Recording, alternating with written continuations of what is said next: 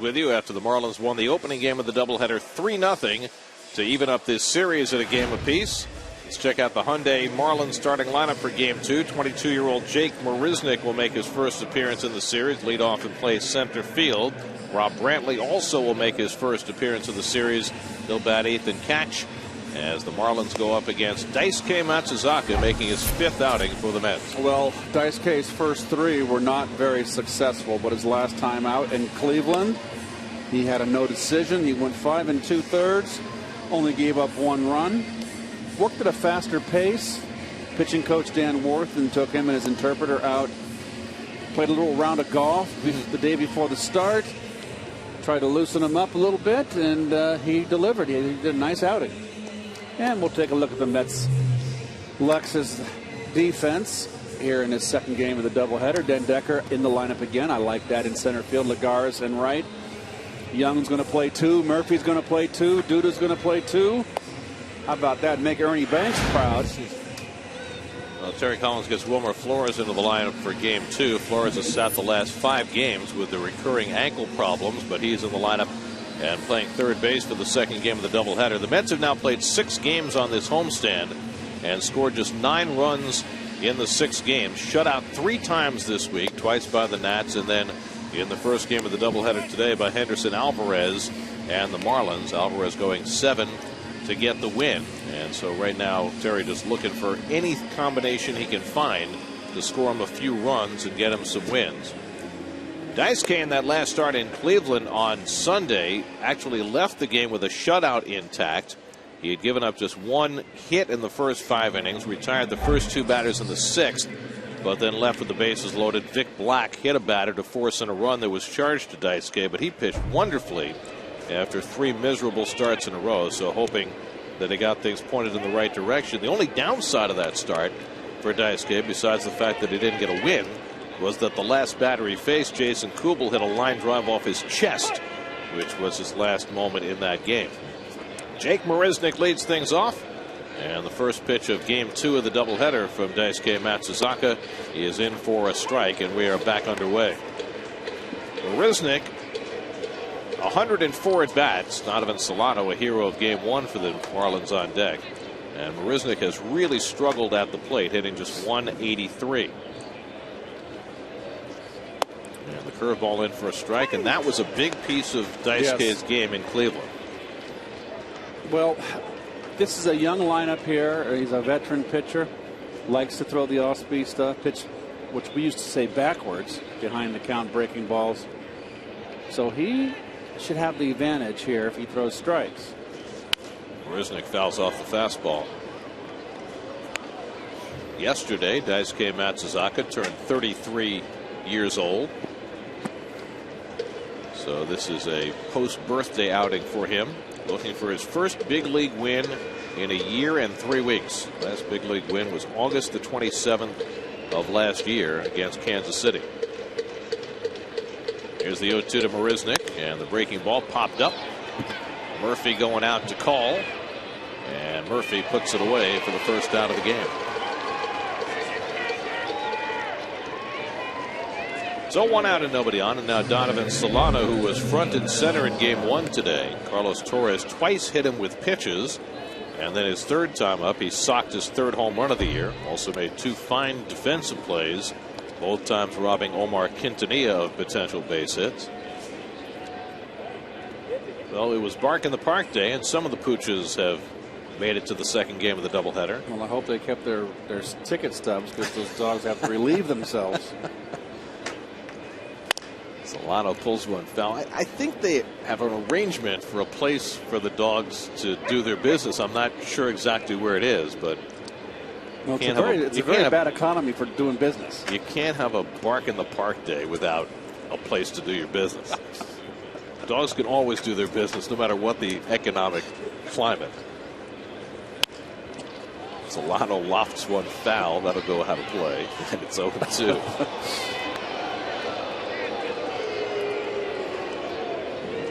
So actually, Garrett, Daisuke is looking for his first National League win also. He's 0-3.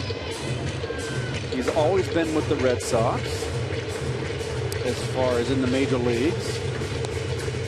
was in the Indians organization this year, made 19 starts in AAA.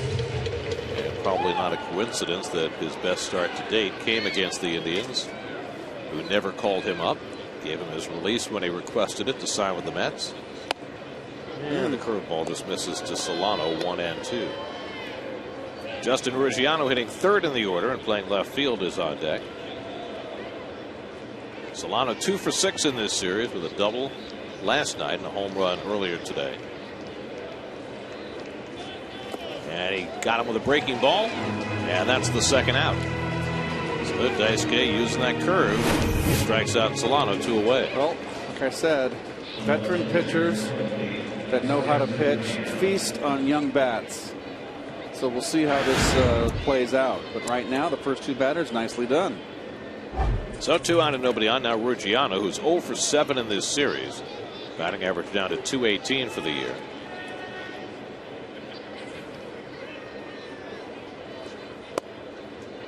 And the first pitch curve in for a strike.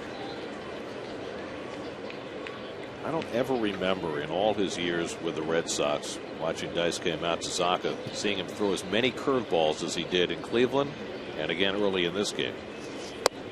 Fastball strike 0-2. Well, he's throwing 88 miles an hour, Gare, and hasn't got the velocity.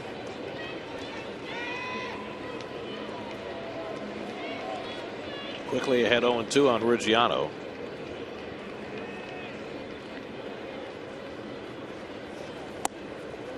Slider misses, 1-2.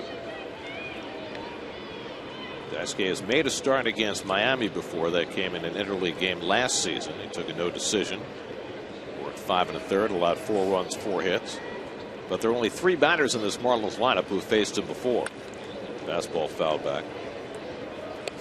Giancarlo Stanton, who's on deck, has a home run against Daisuke. Polanco and Echeverria, the only other hitters who faced him.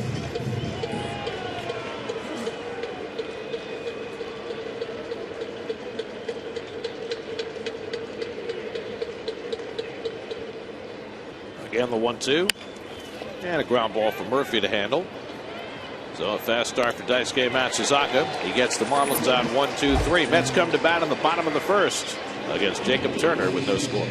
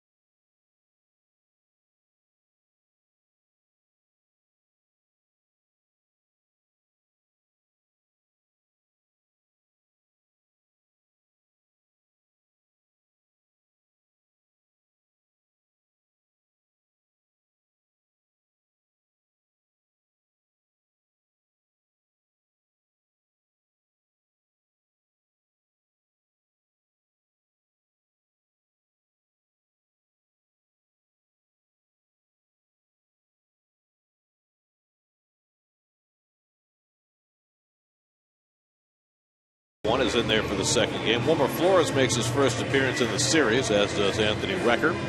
Ruben Tejada sat in game 1. Jacob Turner has been very impressive against the Mets this year. Well, it just seems like we're always talking about guys that are coming over on big trades with this ball club. He's part of that trade for Anibal Sanchez and Omar Infante back in July 2012. Came along with his battery mate, Rob Brantley.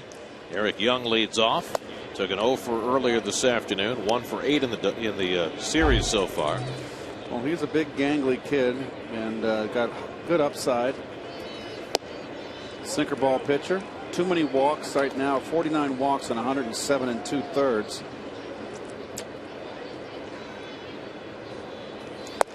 Well, he spent the first 2 months of the season in the minor leagues, and since coming up has had some very impressive stretches. As Young takes a big rip, 2-2. The first start that Turner made this year was against the Mets, May 31st in Miami, and he threw 7 scoreless innings en route to a 5-1 win. Had a no decision against the Mets in July. He gave up 3 runs and 6 1/3 in that game. Ties up Young, and he caught him looking. Got the call on the inside corner from Dan Bellino, and Young still can't believe it. And that's the first out for Turner. Well, it might be one of those games where you're going to have to swing the bat.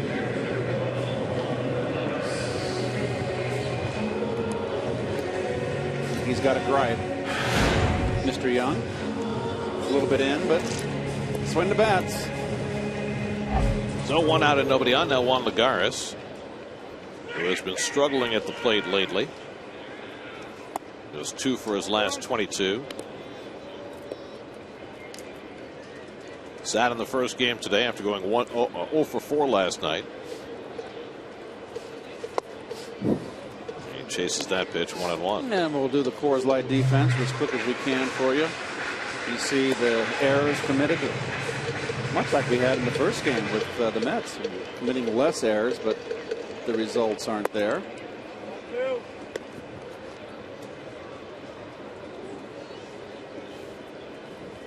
Daniel Murphy waits on deck. And Lagares fouls off the fastball, 2-2.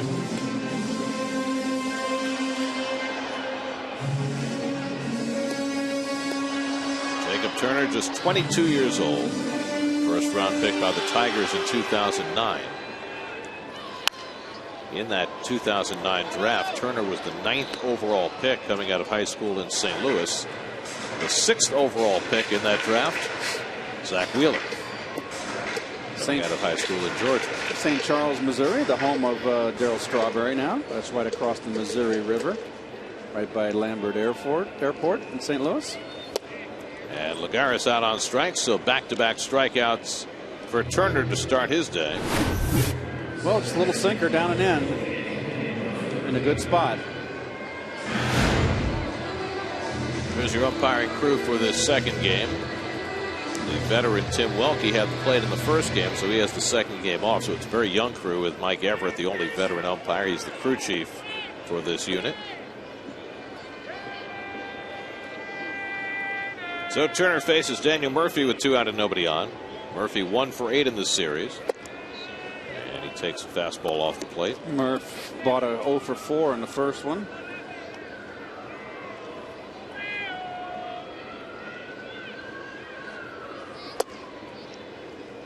Turner finds the corner, 1-1. Every time Murph takes a strike, he turns around to the umpire and says, "Where was that? Oh, okay."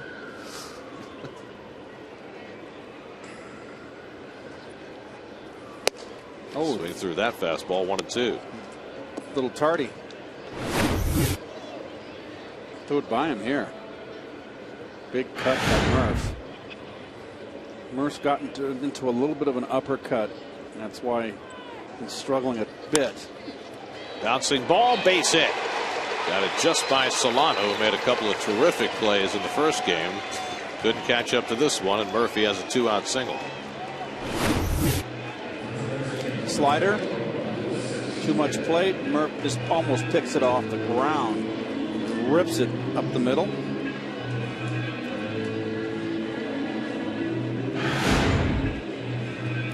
So the Mets have a 2-out base runner, and now Lucas Duda, who had a 3-run homer last night, went 1 for 3 in the game this afternoon.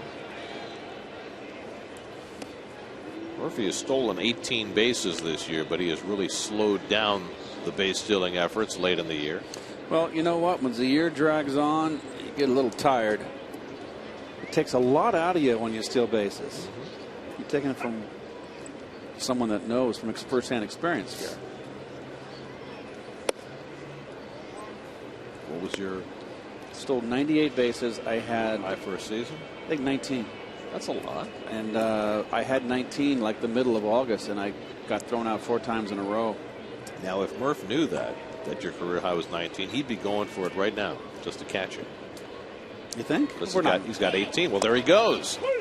He's got it. Strike is called. Throw goes into center field from Brantley, and Murphy will stay put as Marisnik gets to it quickly. So there is number 19 for Murphy, matching Keith Hernandez's single season high.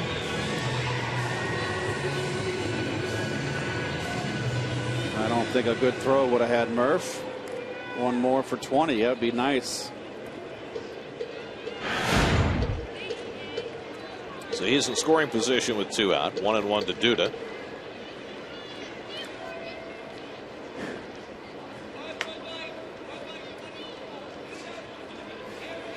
It's Murphy's first steal in the month of September. His last one came August the 29th against the Phillies.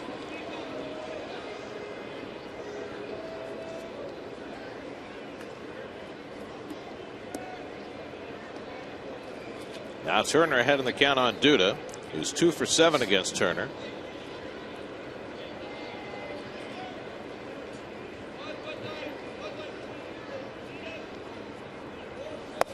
And Lucas takes below the knees. 2-2.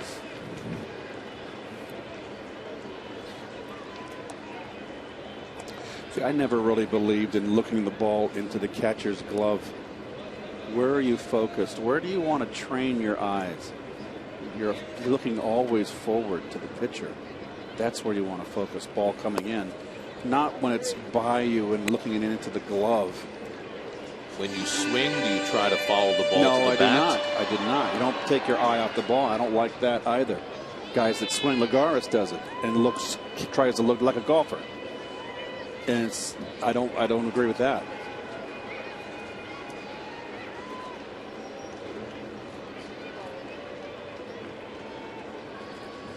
Well, that's an interesting question then. If you're not watching the ball trying to watch the ball at your bat, which you can't physically do. But you're hitting the ball out in front a little bit. Right. So you're making the contact. But I guess my question is, can you track the movement of the pitches if you don't watch it all the way in? Well, you've got to watch it out of the pitcher's hand, and you're making you're discerning what the pitch is. There's ball 4. You're discerning what the pitch is out of the pitcher's hand. You got that split second when really the ball's 10 feet out of his hand. You make your judgment what the pitch is. I guess my question is about late movement. If you're trying to judge a pitcher's late movement, well, how do you figure that out? Or you just feel it? You face a pitcher enough. I mean, if it's late movement, okay. You face a guy enough, you anticipate that movement. You know, Roger McDowell had a great hard sinker. I faced him 1 year in Philadelphia. I just had to face him a couple times, and I knew he had a superior. Flores pulls one over the bag, and that's a base hit. Hits off the tarp. Murphy scores. Duda will go to third. Wilmer Flores stops at first with an RBI single. So Flores, after sitting out the last 5 games, first pitch he sees from Turner, he drives in the first run of this game.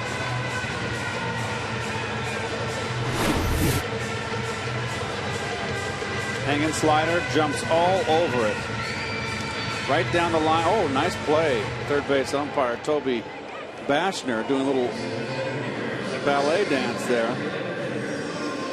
So Blanco was unhappy with that call, but it was fair all the way. Flores drives in his 12th run. He had been in a 1 for 26 hole before this base hit. That's close. So the Mets, after Turner struck out the first 2 hitters, get a base hit from Murphy, a stolen base. Duda works a walk, and Flores drives in a run. Now Dendecker, who had 2 of the Mets' 4 hits in the opening game, a single and a double, and he takes a strike.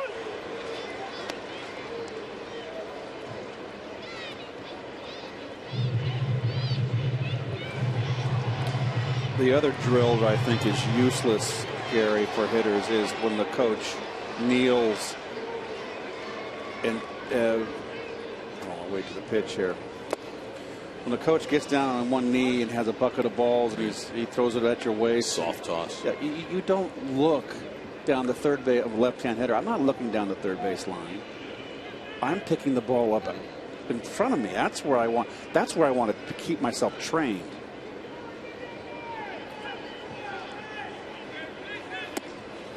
Backhanded by Brantley, 2-1 to Den Decker. And that's a very popular drill today.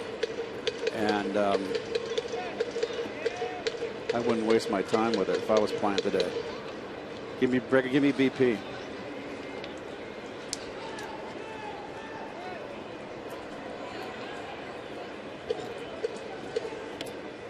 Well, Flores is no threat to go anywhere. No, he actually on that ball down the line was running gingerly down the first base line. Which, I mean, that ankle has gotten only marginally better since he hurt it a month ago. 2-1 to Den Decker, and he swings and misses.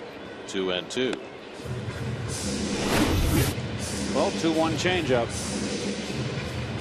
Good spot. I like this kid's swing.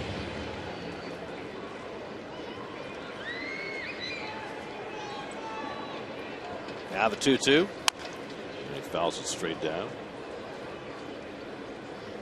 It's been a frustrating inning for Turner. He struck out the first two batters. He was ahead in the count on Murphy. Lined one into right center for a hit. He walked Duda, gave up the first pitch hit to Flores, and so Turner's had to expend a lot of energy in this first inning, and he's not done yet. And Decker takes a slider, strike three called, and that ends the inning. So 3 strikeouts in the inning for Turner, but the Mets get a run on Flores' 2-out hit and lead it 1-0.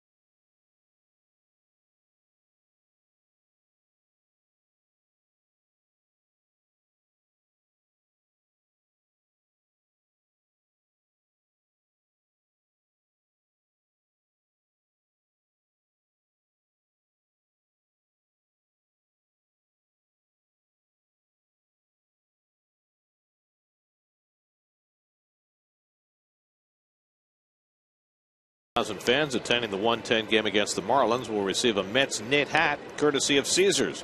And after the game, kids 12 and under can run the bases, presented by Banana Boat. Get to Mets.com for tickets. It's cooled off a little bit in New York. Temperature in the 60s. It's a very fall day today. Perfect night for a hoodie. Zach Wheeler testing out his catching skills. No, Zach, don't do it. Don't do it. Wheeler's next start will be on Tuesday night against the Giants. Giancarlo Stanton leads off in the second inning against Daisuke Matsuzaka, who had a 1-2-3 first, and Stanton pops up the first pitch he sees. And Duda goes around Stanton. He didn't have to do that. The fielder has priority in that situation, and rather than going straight to the ball, Duda felt as though he had to go around Stanton.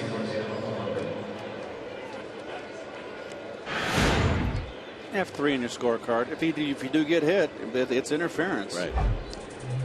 So that would be quite the collision, wouldn't it? Stanton and Duda, if that were to happen. The earth might move. I mean, Stanton's built a lot like, but a little bit bigger. Kingman was more slender and sinewy. Here's Placido Polanco, who had a base hit off the bench in game 1 of the doubleheader today, playing third base in the nightcap. He takes a strike. Polanco started last night, went 0 for 4, getting a .249 for the year. Daisuke picking up where he left off in Cleveland on Sunday. Off to a good start. And he comes inside and drills Polanco. Well, we saw Donovan Solano got hit twice in the first game by Carlos Torres, and now Polanco gets plunked. That is the 4th hit by pitch in this doubleheader. 3 Marlins, 1 Metropolitan. Does Polanco get plunked count as alliteration? I think that is very appropriate. Wasn't going for it. Where's your Tootsie Pop? Oh, okay. Put it down. Here's Ed Lucas playing first base. Well, I have to talk. I can't talk with the Tootsie Pop in my mouth. That's true. Lucas played last night, went 2 for 3. The 31-year-old rookie out of Dartmouth. Takes a curveball outside from Daisuke, ball 1. Speaking of players from the Ivy League, the Braves had a first-time starter last night named David Hale, a Princeton grad, threw 5 scoreless innings in their game against the Padres. Ronnie and I are duly proud of all Ivy Leaguers. All? Especially the ones who overcome the odds and make it to the major leagues. Oh, baseball players. Yeah. Ivy. Okay, I thought you meant all Ivy Leaguers. That takes in a lot of territory there. Fly ball deep right center. Long run for Dendecker. Back in the gap with Lagares, and Lagares takes charge. Well, between the two of those guys, not much is going to find a gap in this Mets outfield. New York Mets baseball on SNY is brought to you by eBay Now. eBay Now brings you same-day delivery from local stores for just $5 per order. By Pepsi, live for now. And by People's United Bank, know-how that's helped customers succeed for 170 years. That's People's United Bank. What know-how can do. Member FDIC. 2 out now at Danny Echeverria, who's 0 for 8 in this series. Average down to .223 for the year. Gets jammed and fouls it off. Well, Echeverria just looks to me like he's just swinging. He's a swinger. Has no plan up there. He just did not look good the first game at all. He bought a nice 0 for 4.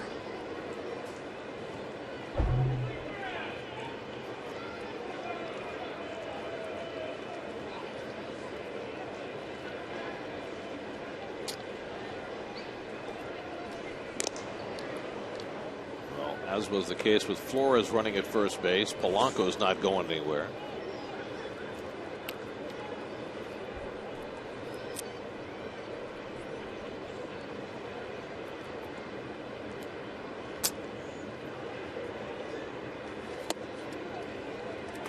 Cutter misses outside, 1-1. Rob Brantley, the catcher, number 8 hitter, would be next.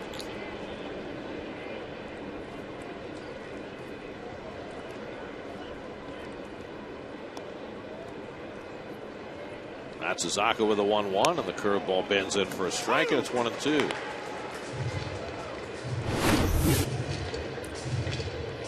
Big hook, actually hanging right in the middle, but it froze Echeverria.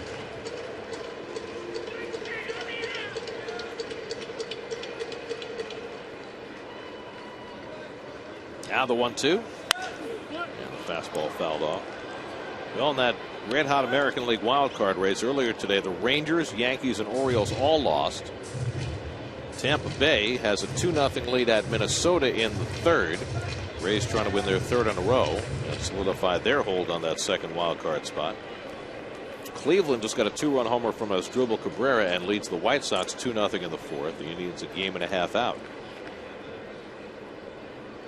And Kansas City leads at Detroit 1-0 in the fourth. As you see there, the Royals 3.5 back. Those standings do not reflect the action earlier today.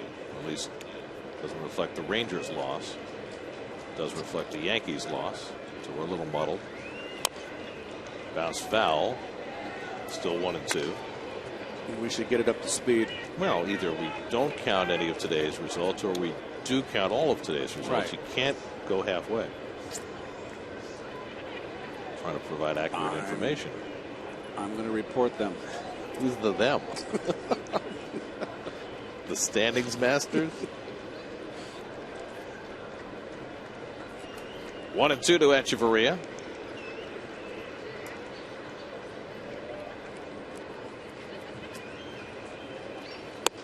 And the slider misses outside. 2-2. Well, Dice K is a master nibbler, always has been. He gets in the head in the count, he makes pitches like that, and he tries to get you to expand the strike zone.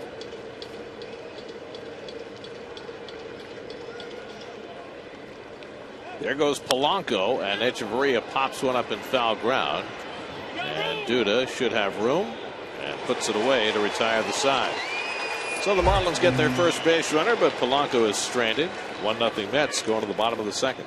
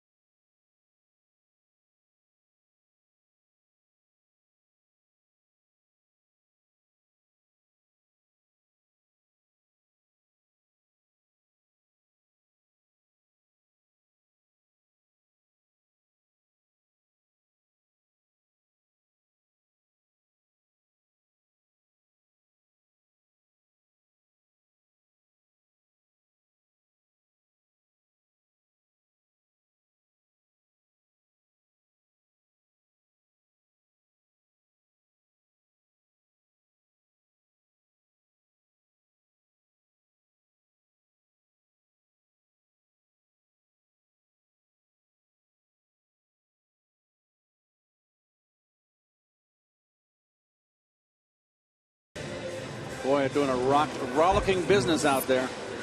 New York Mets baseball on SNY is brought to you by Brooklyn Burger, the premium steakhouse burger and the official burger of the New York Mets. Visit Keith's Grill at Citi Field, located on the field level behind section 132, to enjoy Keith's favorite Brooklyn burgers. Now, where is everybody? That's a very good question. I'm disturbed. I think you need to go down there and pass out some flyers. Anthony Recker leads off for the Mets in the home second and takes a strike from Jacob Turner. Recker's been swinging the bat the best he has all year. Well, there's another alternative. But you don't get the Tootsie Pop with your hot dog when you buy that, do you? Recker pops one up in foul ground. Brantley trying to measure it and can't get there. Boy. Brantley, I tell you what, he is challenged back there behind the plate.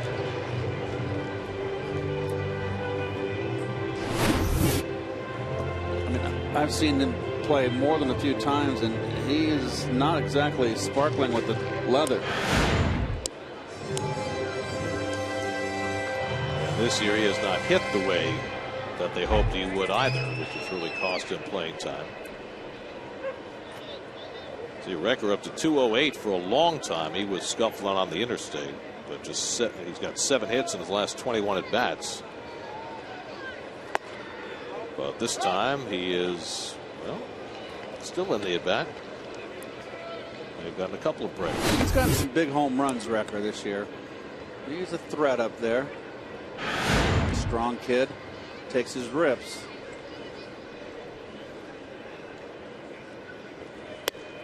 Strike 3 called, and he was had by Jacob Turner. That's 4 strikeouts for Turner. All 4 of his outs have come on strikeout. Another curve, lots of plate, right down the middle. But when it's right down the middle, it starts at your hip. And a lot of guys freeze.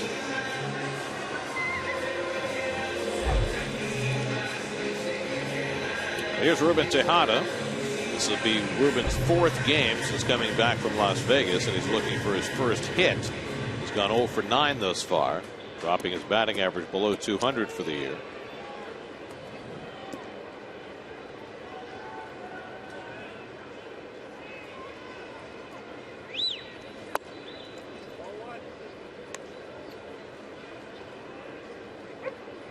Jacob Turner, who went to high school at Westminster Christian in St. Louis, which is where a lot of the Cardinal people send their kids.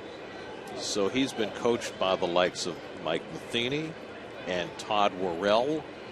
He's had some pretty good coaching when he was a kid. Tejada rips one to left field, and that'll go down the line to the corner. And Ruben Tejada has his first hit in a big league uniform since May. A 1-out double here in the 2nd inning. His 11th double of the year. Fastball inside, goes, gets the barrel out. Good balance.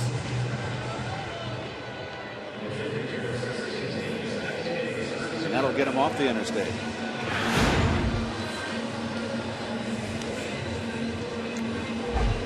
Interstate's only a good place to be if you're trying to make good time. You'd prefer the scenic route.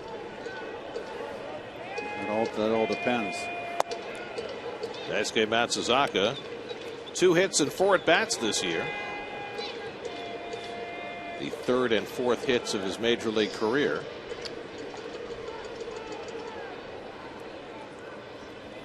And he takes a fastball for a strike, 1-1.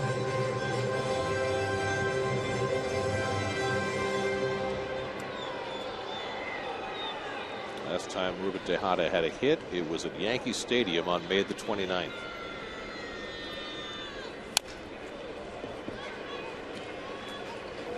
One and 2 to Daisuke. Who is throwing the who's shutting out the Pirates through 5? 1-0 in the 5th. The Cubs have certainly given the Pirates some trouble, haven't they? Came from behind to beat them last night on Anthony Rizzo's home run. Matsuzaka down on strikes. Now 5 strikeouts for Jacob Turner. First time through the batting order. Now during every Mets game you can get interactive with SNY Game Day on SNY.TV, featuring pitch-by-pitch coverage, player cards, and in-depth stats. Check out SNY Game Day during every Mets game now on SNY.TV, your online home of all things New York sports.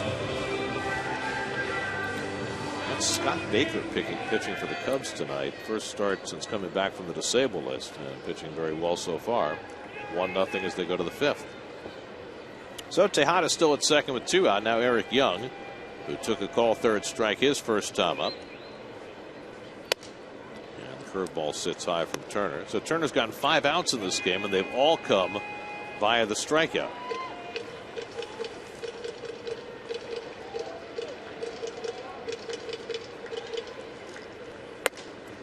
Sails that one and falls behind Young 2-0.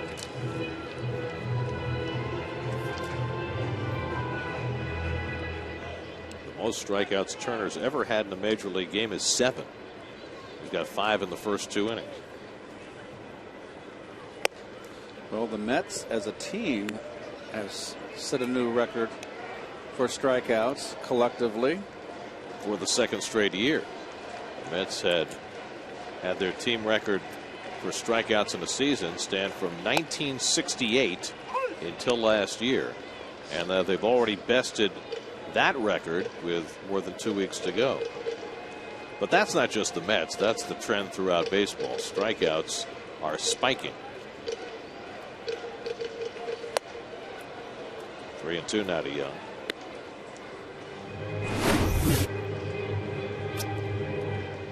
The fastball sinking. So Turner's gotten from 3-0 back to 3-2 against Young with Juan Lagares on deck. Tejada at second with 2 out. And that one gets away. It's ball 4 to Young, and over to third goes Tejada. So it's a walk to Young. Second walk given up by Turner, and we'll see how they score it, allowing Tejada to move up. Well, they're probably going to score this a wild pitch, but it didn't hit the ground. And again, Brantley, that's a pass ball. It's got to be a pass ball. Brantley's just big clank back there. And they do score at a pass ball.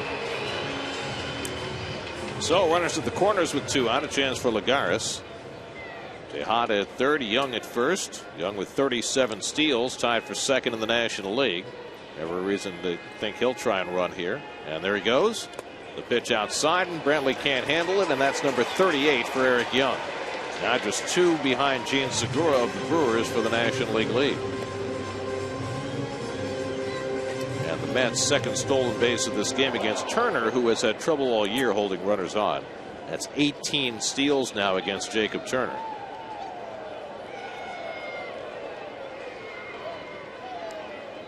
So 2 in scoring position for Lagares, and he takes a strike, 1-1.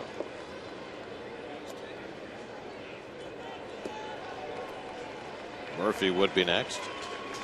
That's got a run in the first inning on a 2-out hit by Wilmer Flores, hoping that Lagares can do the same here in the second. Fouls off the fastball, 1-2. Juan's gotten a little bit long with his swing.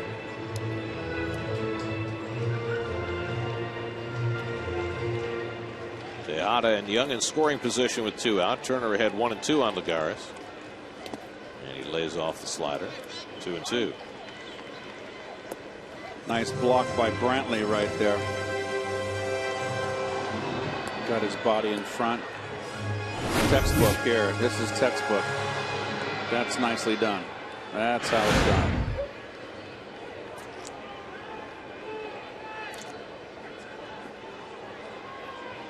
Now the 2-2. Drive to center. Marisnik chasing back, and he gets there to retire the side. Now Tejada gets his first hit since May. Young gets his 100th career steal, but the Mets don't score in the second.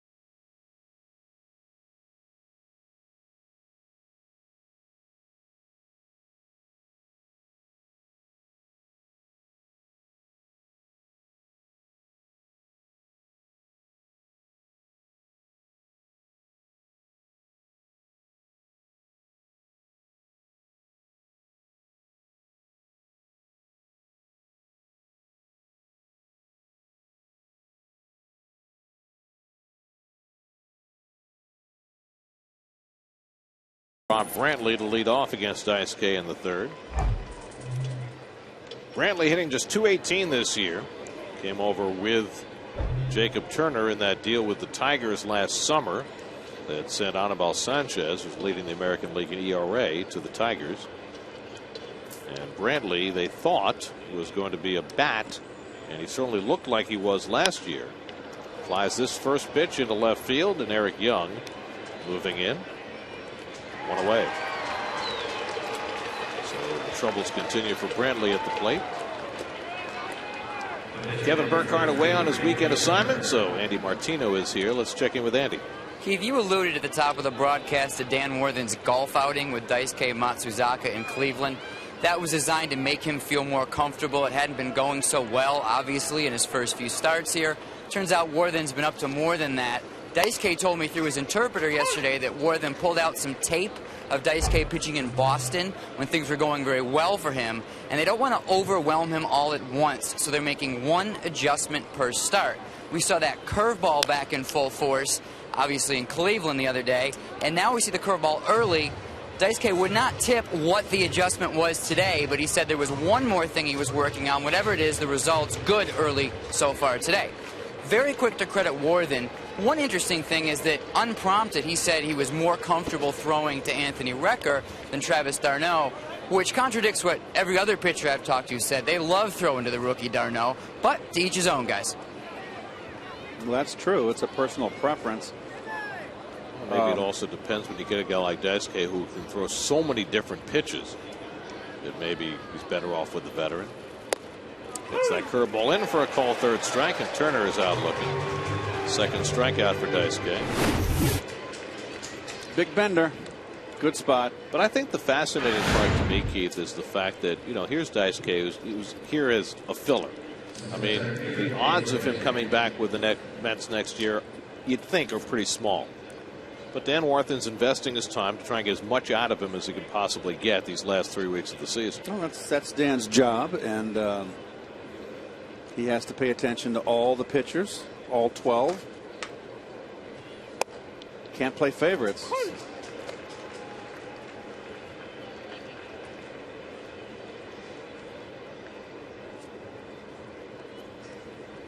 Jake Marisnick has popped up in his only at bat today. Well, here's a measure of the difference in Daisuke these last two starts. He's faced 10 batters today. He's doing 9 first pitch strikes. We weren't seeing that at all his first 3 outings.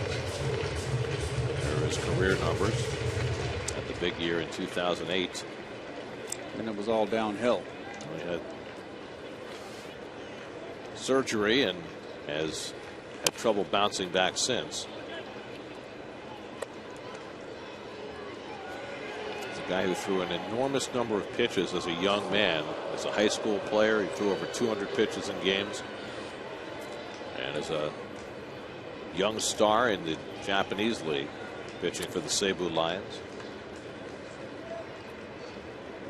Here's the 0-2, up and away. Well, you think that a pitcher like Daisuke in high school would be dominant. So he's throwing 200 pitches in high school. Extra inning games.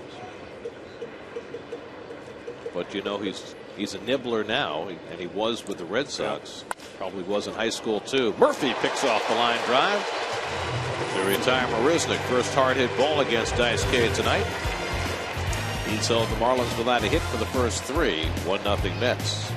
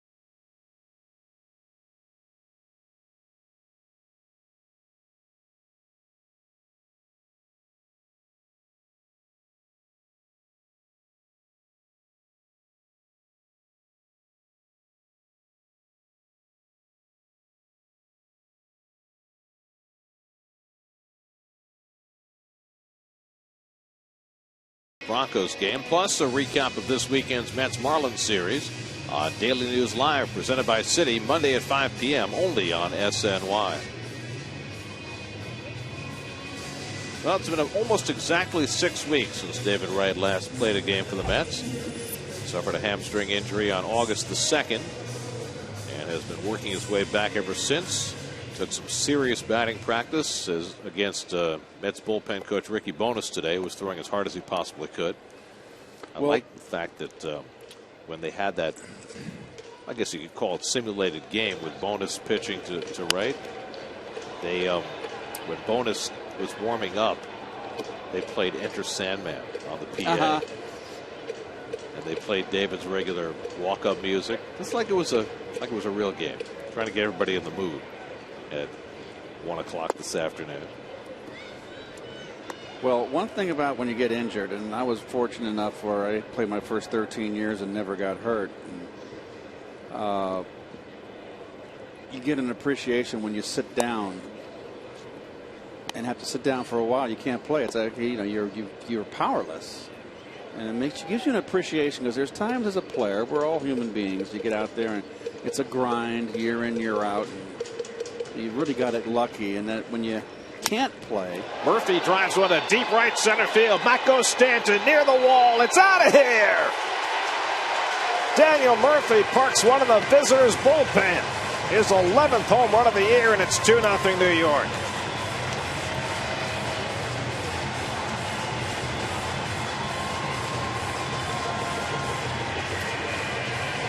Murph crushes one to give the Mets a 2-run lead.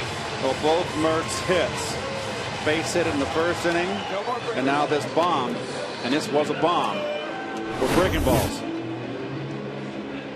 Now there's another slider, and he toasts it. That's a long way. Yes, it is. Now Lucas Duda, he takes a fastball for a strike. But getting back to my point with David, it gives you an appreciation about you want to get back out there and play. And he does very badly. At a time when both he and Terry Collins are answering questions about why. The reason is because it's your job. He wants to go out there and play.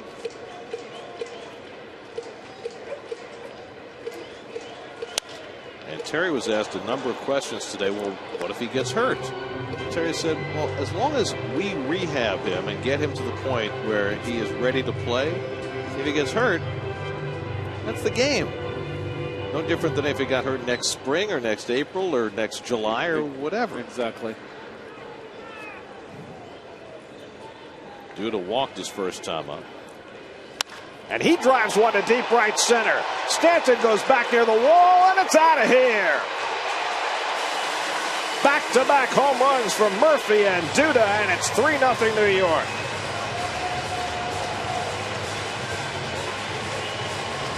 Second home run of the series for Duda, and his 14th of the year. And he follows Murphy's bomb with an even longer one. Third time the Mets have gone back-to-back this year. Well, you don't want to throw left-handers down and in. He got it out over the middle. I think it was a changeup. That's off the Snacks.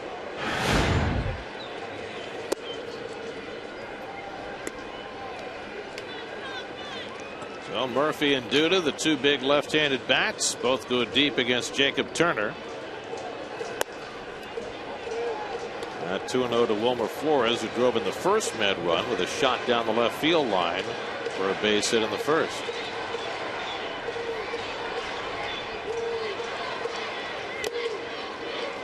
That's with 2 home runs tonight. Log on to SNY.TV/Dwayne Reed to print out your coupon to get a Fresh Care flushable dispenser with the purchase of a Cottonelle 12-pack, redeemable at any Dwayne Reed or Walgreens store. Line shot right at Solano. That's the first out of the inning, and the Mets are making some very solid contact against Jacob Turner. So Flores retired, 1 out.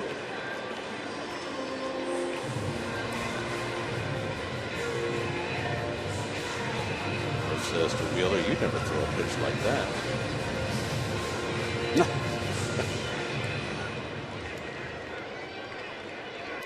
Dendecker was called out on strikes his first time up. He takes a fastball from Turner for a strike. There's Matt. Well, Matt is scheduled to see Dr. Andrews in Pensacola on Monday.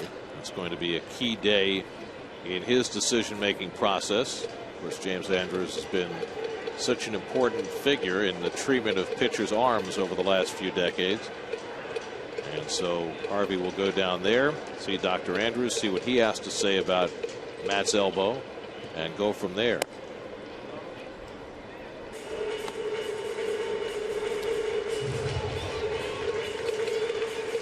Matt has said recently that a few days after he stopped throwing, his elbow felt fantastic, which is great, but it doesn't mean that it's structurally sound. And that's what he has to go and determine with people who know about these things better than we do. I would think so. I mean, the young athletes. That's not. Decker's hit by the pitch. And the Mets have a one-out base runner. Didn't even try to get out of the way of this ball. Right on the toe. Yep.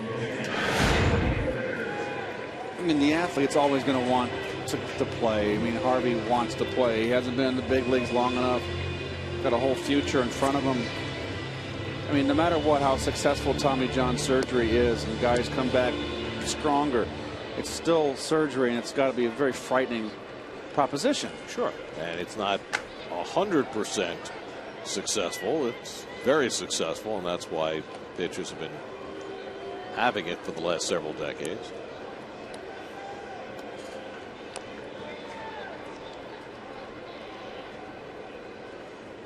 Well, from a Mets standpoint right now, they can only think in terms of Harvey not being here next year at the start of the season. If it turns out that he's able to not have the surgery and rehab and be there for the Mets next year, that's a bonus. But right now they have to plan as though he won't be. It just seems to me like it would be a ticking time bomb, because there is some damage, and you know it's a tough call. The classic comparable from a negative standpoint is Chad Billingsley. Billingsley had problems with his elbow last year, decided to rehab it over the winter, came back this year, made 2 starts, then he had Tommy John surgery. Yep. So instead of just missing part of this year, he misses basically all of this year and part of next year as well. Correct. So just the fact that the success ratio is just so overwhelming, and my feeling, and I'm not a doctor, so I mean, to me it's Dr. Andrews' call. Ultimately it's Matt's call. Matt's call, yes. Recker pops one up. Stanton to the line, and it goes beyond and into the crowd. But you know, you have the right to get a second opinion. Dr. Andrews is not in any way compromised. He's not under the employ of the Mets, and I would certainly, I mean, he doesn't need the money, and I would certainly I would get a second opinion, but I would listen to what the doctors have to say. I mean, missing a whole season sounds, oh my gosh, I'm going to be out for a whole year. But you'd rather 1 year than 2. Absolutely. And that really ends up being the bottom line if the damage is severe enough that the doctors don't think that rehab is appropriate. 0-2 to Recker with 1 out and 1 on, and Anthony lays off the curveball, and it's 1-2. The other guy who I think will be of value to Matt, and you know that they've already spoken many times, is his agent. Scott Boras is his agent, and nobody understands the odds, the value, what's best for his career better than Scott does. You know, I'm a big fan, and Matt's has good advice, good handlers. Now the 1-2, just off the corner. 2-2 to Recker. Anthony took a call third strike his first time up. That's got a run in the first on a Flores RBI single. Back-to-back home runs from Murphy and Duda here in the third to go up 3-0. Well inside. The record did well to avoid getting hit. Full count.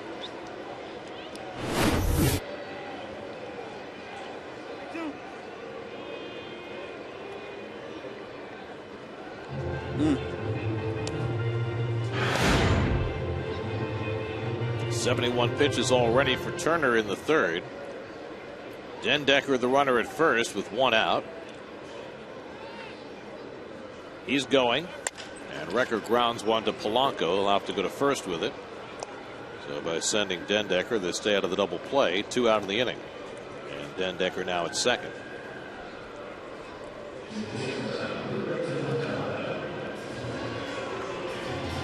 So now Ruben Tejada, who got off the schneid by drilling a double down the left field line his first time up. His first hit since returning from Las Vegas. And let's see if they pitch to him with Daisuke on deck. And they will.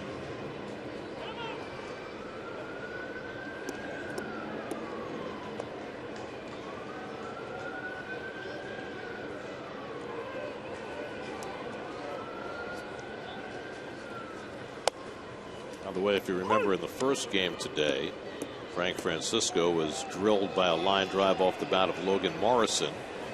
The word on Francisco is that he had x-rays and he suffered a right hand contusion, no break.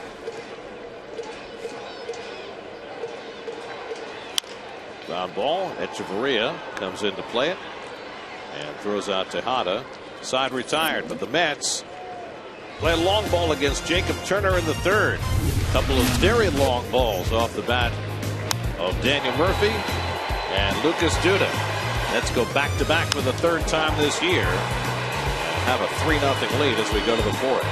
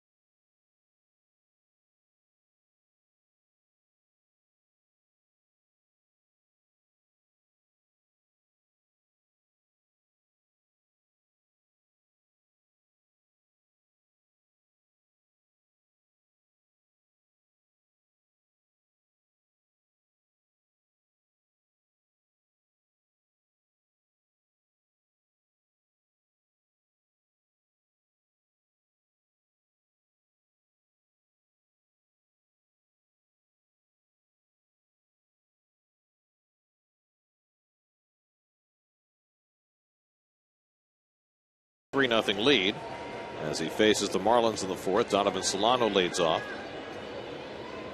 Solano struck out his first time up. Ruggiano and Stanton to follow in the fourth inning.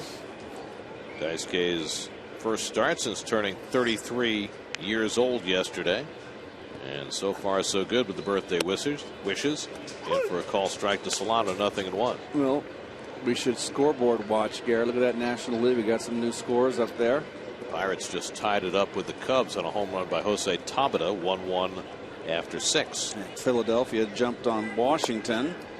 Washington can ill afford to lose. They're down 4-1, top of the 6th. It's against Gio Gonzalez, who pitched the shutout against the Mets his last time out. And Seattle is shutting out St. Louis 2-0 in the bottom of the 5th.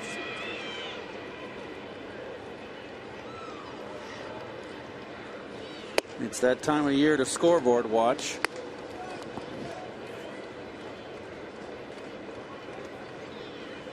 And don't think the players don't watch too. They do, even those that aren't in the running. It's a natural curiosity, just as curious as the fans are. How often? What? Sitting in the dugout. How often? I've been on the field when in between pitches. You really? Look. Yes, absolutely. Scoreboard watched. Whether you're in it or not, absolutely in it for sure. You scoreboard watched. On the field, between pitches. Oh, yeah. Really? Yeah. Look up there. All it takes is a quick glance. Solano lifts one to shallow right. Lagares started back, but now coming on. One away. SNY Super Slow Motion is brought to you by your Mercedes-Benz Tri-State dealers. Visit them on the web at searchmercedes.com.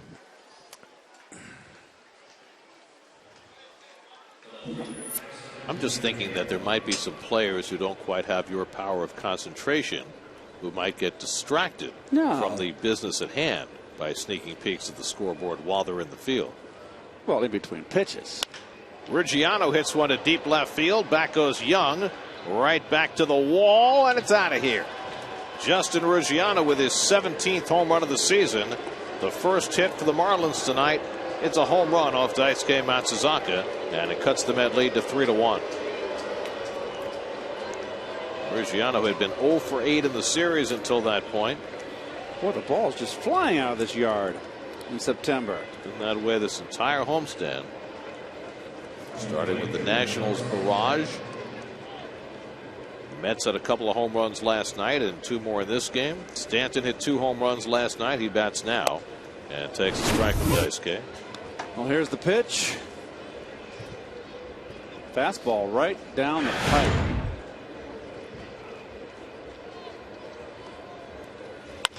Stanton hits it out to right, and Lagares is right there waiting for it. 2 out. Well, Ruggiano hasn't hit for much of an average this year, but 17 home runs, a new career high. So 2 out and nobody on. Now Placido Polanco, who was plunked by a pitch his first time up.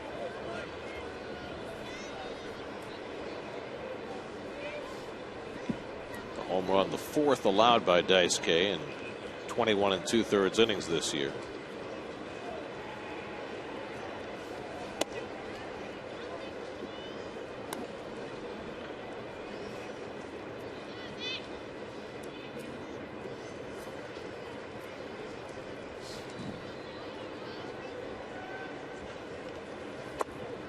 And Polanco with a weak swing.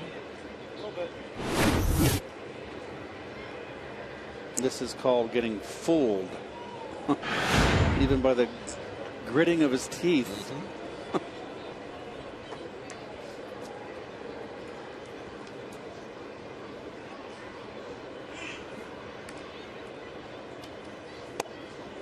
And the curveball bends in for a strike. And so Daisuke throwing the kitchen sink at Polanco, gets ahead 1-2. And Lucas would be next.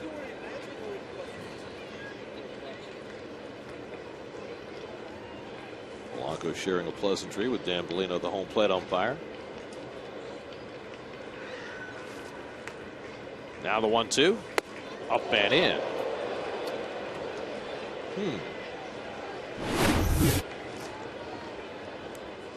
Not that close.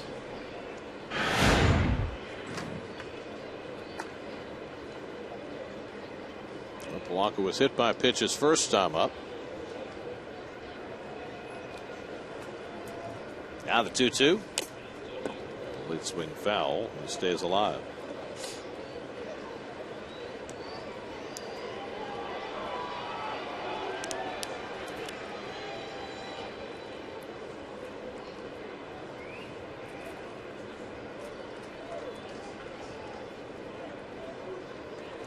He really does look like Daisuke is attempting to work faster, yes. doesn't he? Well, he was as slow as a hill of beans. And he's working much faster now. There's nothing wrong with his pace at all.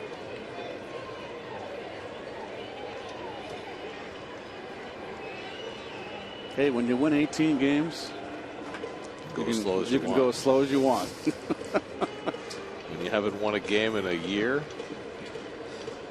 try something different. Seventh pitch of the at-bat coming to Polanco. And he rolls one out to Murphy. And that retires the side. Marlins get on the board on Justin Ruggiano's 17th home run.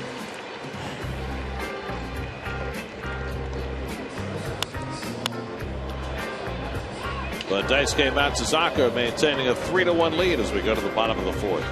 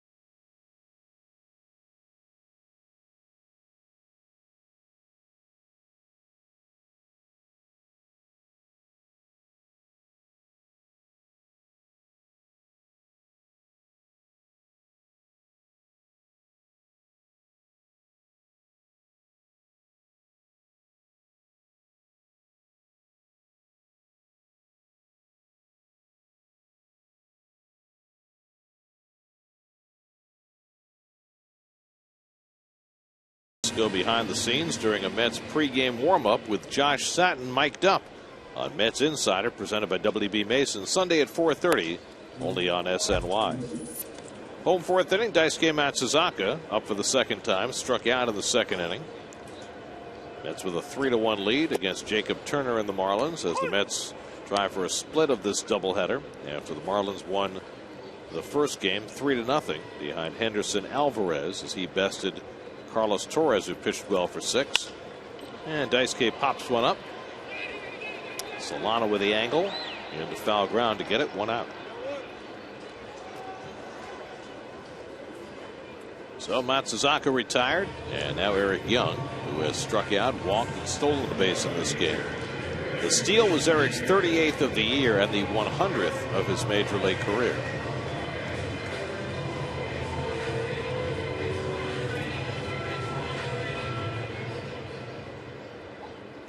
Well, Eric has done a terrific job, and I believe that he will be back next year. Now, whether he plays every day, that's another question. I think he's come a long way left-handed from the left side of the plate, Gary. In fact, his left-handed batting average is now almost exactly the same as his right-handed average. And he has to play left field. Fly ball, and Ruggiano is there. Of course, the other possibility for Eric Young, if he doesn't fit in the Mets outfield, is that he did come to the major leagues as a second baseman. We've seen him only briefly at that spot. Well, it's certainly, if he comes back, and I believe he will, and I'm speculating here, just my feel, he would certainly get a lot of looks at second base in spring training. Of course, that all depends on how the Mets decide to maneuver their roster in the offseason. Is Daniel Murphy a guy who is definitely coming back? Is he a guy who might be traded? Well, some kind of package to try and get a power hitter. I mean, the Mets have a lot of needs this offseason, and they have to decide whether those could be filled internally or whether they have to go outside. Well, looking at the everyday lineup right now, I would probably think the only real guy that is untouchable is David Wright. Now, why I say that is it's more than likely that Dendecker and Lagares aren't going anywhere, but a GM may come along with a big package and a big player deal, and they may want Lagares. And if it's something that can, we're speculating now, but you never know what comes down the pike when general managers converse. And there might be a deal. Hey, they love Lagares, they love Dendecker, and multiple players. It could happen. Right, you trade one of them, keep the other one. Right is Stan. Well, the other guy who's not going anywhere unless they make a deal for a player at that position is Travis d'Arnaud. Yeah, well, it's a catcher, yes. So there's all kinds of possibilities. This is going to be a very, very interesting winter. I know Sandy's really going to have to. I'm sure he's already at it. I mean, that's his job. Harris draws the 2-out walk. Third walk given up by Turner. But it's. I'm going to be watching with interest this winter and see what goes down. Well, there are so many decisions that have to be made even before you start looking. Like Ike Davis, is he a fixture, or is it Duda? Or are you looking outside? Would you consider moving Flores to first? Would you consider moving Murphy to first? There's so many possibilities at that position before you even start looking outside. Murphy's had a good second game. He's singled, stolen a base, and scored a run in the first, and then hit a long home run in the third. His 11th of the year. You know, what about shortstop? Agreed. Mets wedded to Ruben Tejada? Yep. Or are they looking outside?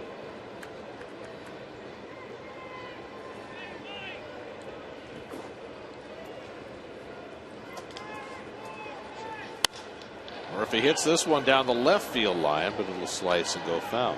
I mean, what about Wilmer Flores? Where does he fit in? Where's his position? Well, it's too bad Wilmer sprained his ankle, and it's been slow recovery, because I think he would have seen a lot of duty at second base. I think they would have wanted to look at him there. But unfortunately, that thing's been slow healing. Ankle, I should say. It's not a thing. Well, but after sitting out for the last 5 days, he's had 2 at-bats today and hit 2 bullets. I mean, the Mets, for everybody in this organization, they all feel as though Flores is going to hit. Doesn't mean everybody's right. I'm just saying that within the organization, they feel as though he is a bat. Whether he can play anywhere, that's a whole different question.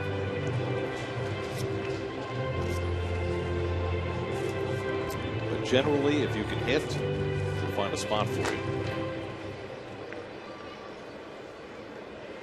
I mean, I like Torres back in that bullpen. He's a nice swing guy. You can have. He's very useful. It's kind of that long reliever swing guy, because there's less and less double headers today. Is not so much needed, but Torres has filled that role, and he's really, I think, more primed for relief work. Lagares runs. Murphy hits one to third. Polanco makes the diving stop, has to reach into his glove a second time, but makes the play to end the inning. We go to the 5th. That's 3, Marlins 1.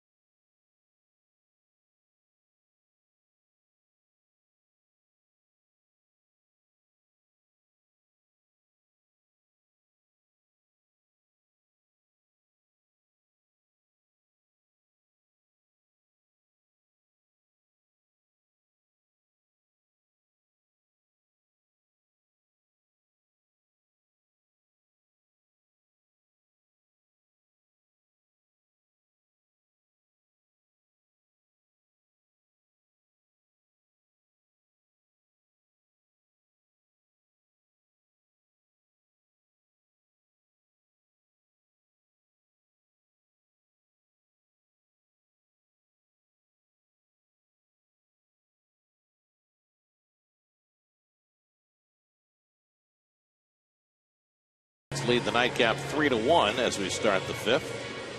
Daisuke Matsuzaka's allowed just one hit through the first four. That was a Justin Ruggiano home run.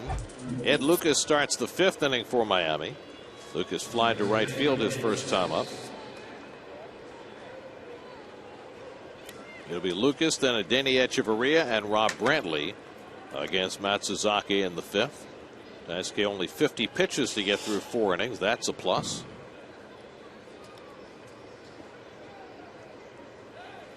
In his last start against the Indians, despite pitching well, he had thrown 66 pitches through the first 4 innings.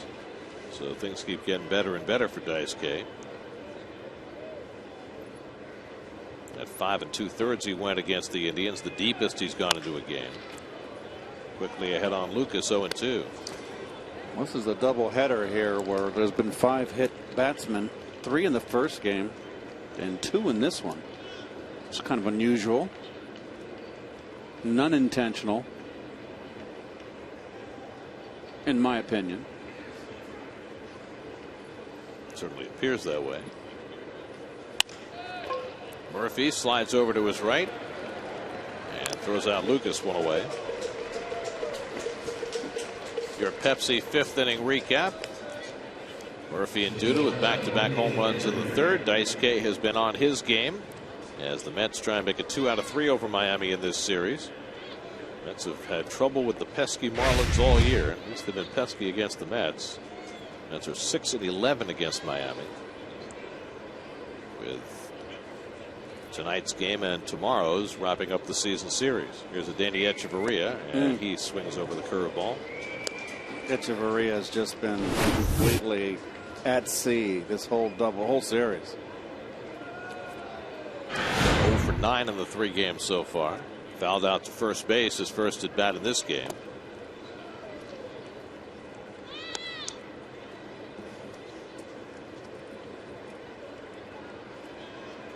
Echeverria and Jake Marisnick and Henderson Alvarez, we've seen them all today. They all came in that trade with the Blue Jays in the offseason.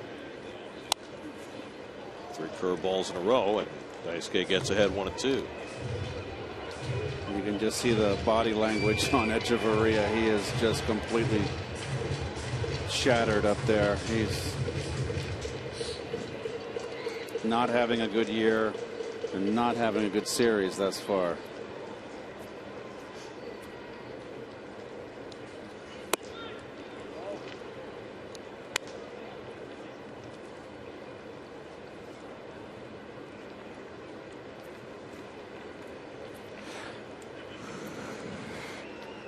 Daisuke has struck out 2 so far tonight. And unhappy with himself as he missed badly with that slider, and it's 3-2.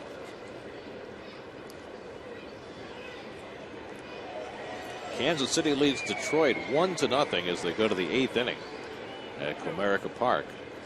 It's awfully hard to shut out the Tigers.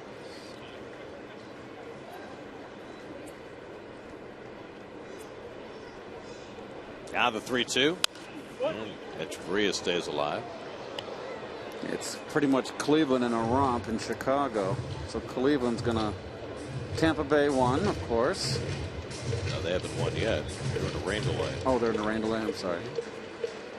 In fact, that's not even an official game in Minnesota. Oh, that's a small R up there. I see. Okay. Small R. 4-0 Tampa Bay in the 4th in a rain delay.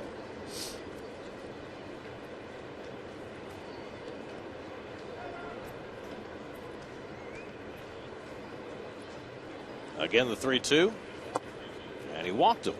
So Daisuke issues his first walk of the night.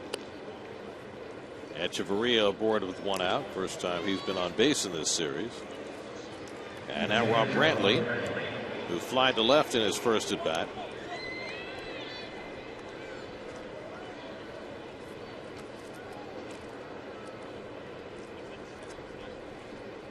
Echeverria has 11 stolen bases, but he's been caught 10 times.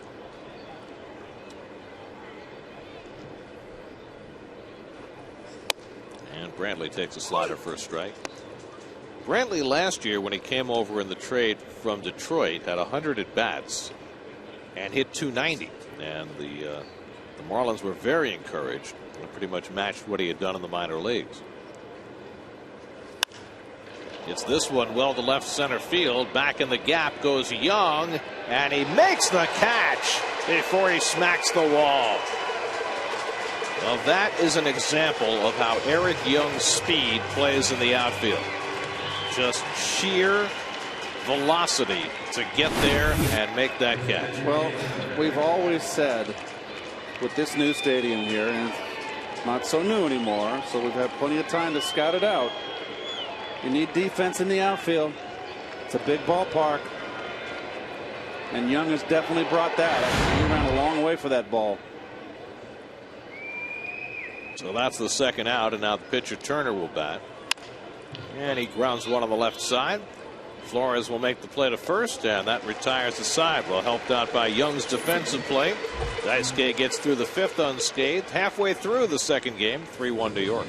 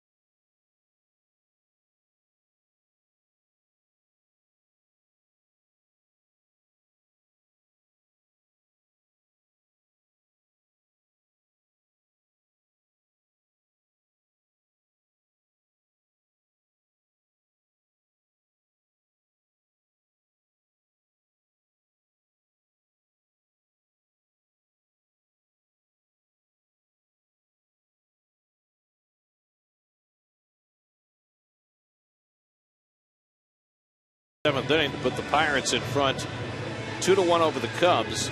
Phillies just got an RBI single from Chase Utley and lead the Nats 5-1 in the seventh. Irvin Santana 6 2/3, no runs, 5 hits for the Royals. They're up 1-0 as they go to the eighth now at Comerica Park. Well, Washington can ill afford to lose. Their 7-game winning streak is in jeopardy. Lucas Duda leads off for the Mets in the home fifth inning. Who is shutting out the Cardinals? Oh, that's the kid, right? Making his second start. That's right.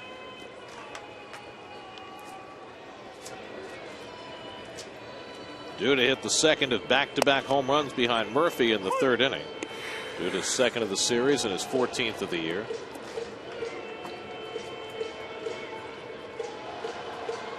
That's James Paxton for the Mariners, who pitched wonderfully in his first start. He's got 6 scoreless innings tonight, allowing just 2 hits against the Cardinals. One of the Mariners' brightest prospects.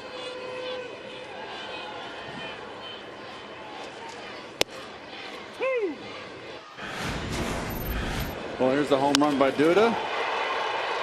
Off the snacks out there. That was a big bite.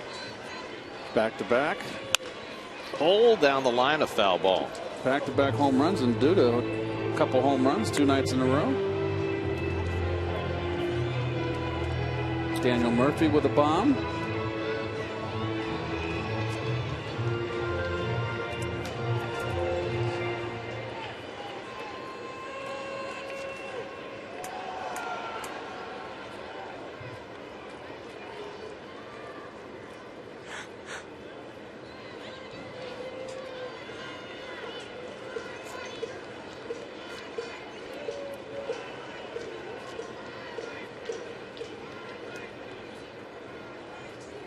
Turner wants a conversation.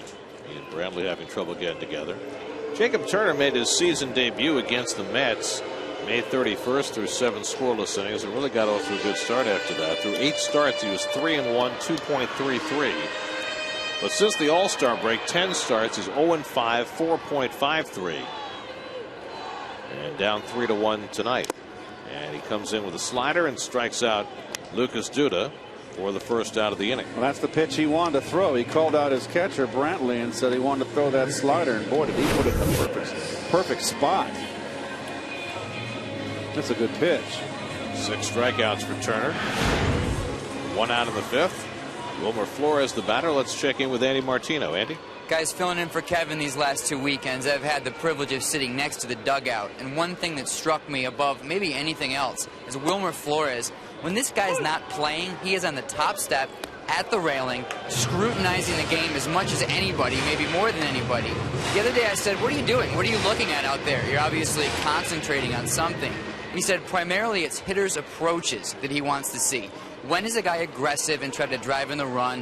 When is the guy patient, take, work the count? He wants to see both outcomes and when those are appropriate. He's also looking at pitchers, but primarily as a hitter, as a guy who's going to make his living as a bat, he's looking at different hitters' approaches there. I'll tell you who's noticed that is Terry Collins, who's really impressed by this young man's diligence, guys. Well, I've always been a proponent of sitting on that bench and paying attention. You watch the great hitters. When I came up, I looked at Willie Stargell's, Al Oliver's, Garvey. Grounded on the right side. Solano makes the play for the second out. Well, Wilmer's made one other major league move since he got here. Lost the mullet.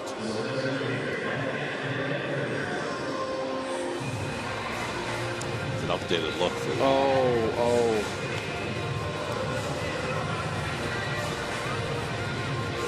Get me up to speed here. Mullet was big in the 80s. What's a mullet? Mullet? It's the, the hair going straight down the back. That's what it was called? Short on the sides, long in the back. Like our Elvis in the truck? No, that would be. That's a little extreme? No, he's a little more up to date than that. I've never heard that expression. Really? Mullet. No. Because I've never been interested to have a haircut like that. Just Google mullet sometime. There it is. So that's a new do. You're right. Much more updated look. Here's a thinned out mullet. 1-2 to Dendecker, who's taken a call third strike and been hit by a pitch. 0 for 1.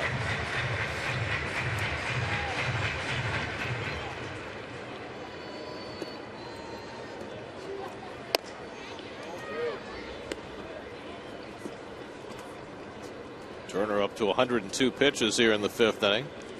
So you suspect he won't go much further than this inning. 2-2 to Dendecker, and he hits it sharply, but Echeverria had him played perfectly and throws him out to end the inning. So Turner has his first 1-2-3 inning of the night. We are through 5 in game 2. Mets going for the split and leading 3-1.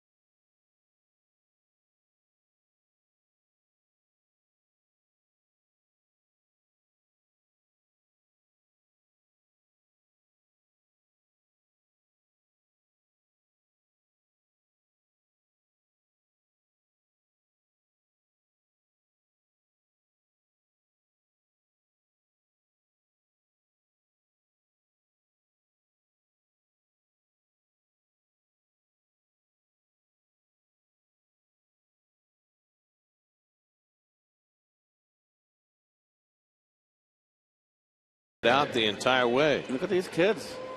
I always used to love coming to doubleheaders when I was a kid. You pack a lunch, doubleheader would start at 1 o'clock. You'd be done about 6. I saw a San Diego Padres back in the days of Nate Colbert and Cito Gaston. Third time around the batting order for Daisuke Matsuzaka. Jake Marisnick hits the first pitch breaking ball out to left center. And Eric Young is there. 1 pitch and 1 out for Daisuke in the 6th. Let's check in with the studio. Kareth Burke for a game break presented by your local Tri-Honda dealers.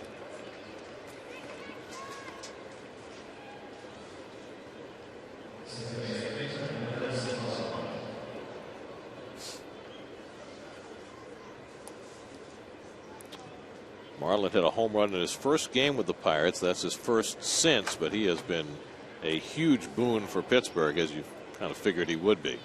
Nice pickup for the Pirates, a much needed. You'd have to say that from the day he arrived in spring training this year, Marlin did nothing but help the Mets. Yep. And he might have helped them even in his exit. Well, with the players the Mets picked up. Well, that remains to be seen. We've already seen Vic Black and what he brings to the table, and Dilson Herrera, the young second baseman, helped Savannah secure the South Atlantic League Championship, which they wrapped up last night. Justin Ruggiano on deck.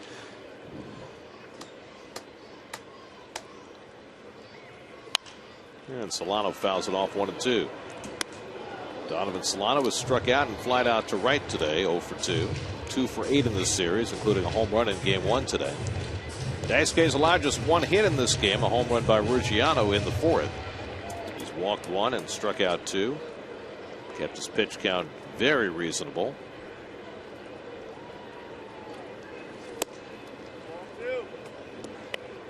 Mm-hmm.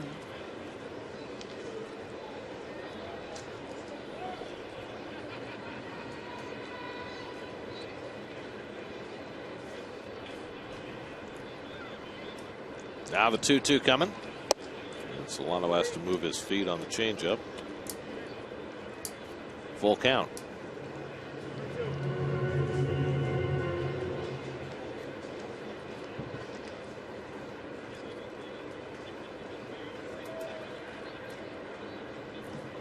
Three-two from Daisuke, and it's flied out to right.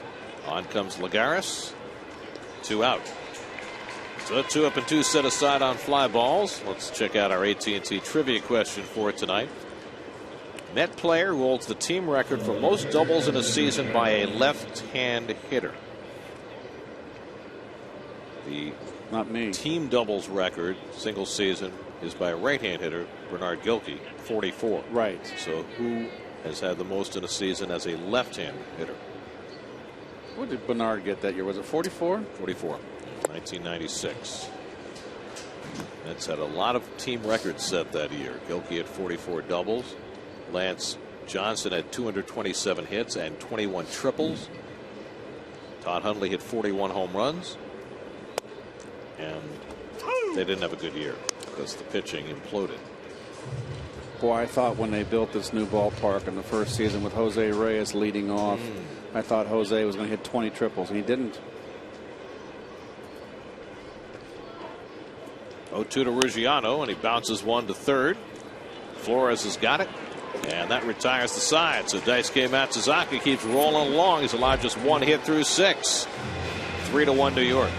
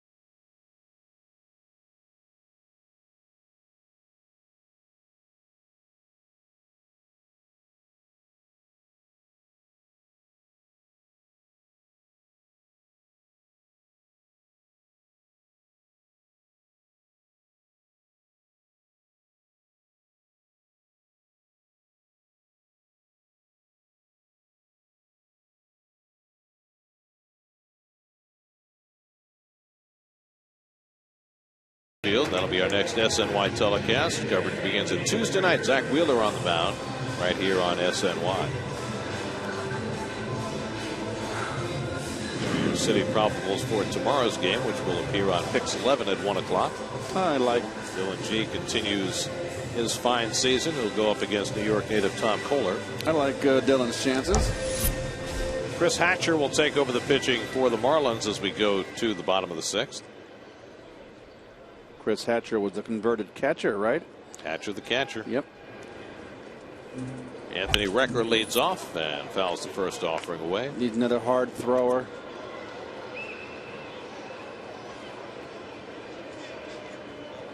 Gosh, you know, you go out there, you give up 2 home runs, your 5th inning, and you're out of the ball game. No chance for a win, only a loss. Game's changed. Turner threw 103 pitches through 5 innings, which led to his exit. He allowed 3 runs and 5 hits, 3 walks, 6 strikeouts. Ruben Tejada on deck, and then Daisuke Matsuzaka here in the bottom of the 6th.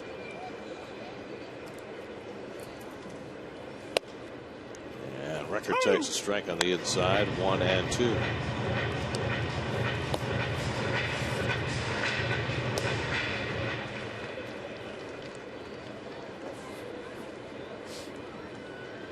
Chris Hatcher recalled September 1st, his second stint with the Marlins this year. Spent most of the year in AAA, where he saved 33 games this year, and he blows away Recker for the first out in the home 6th.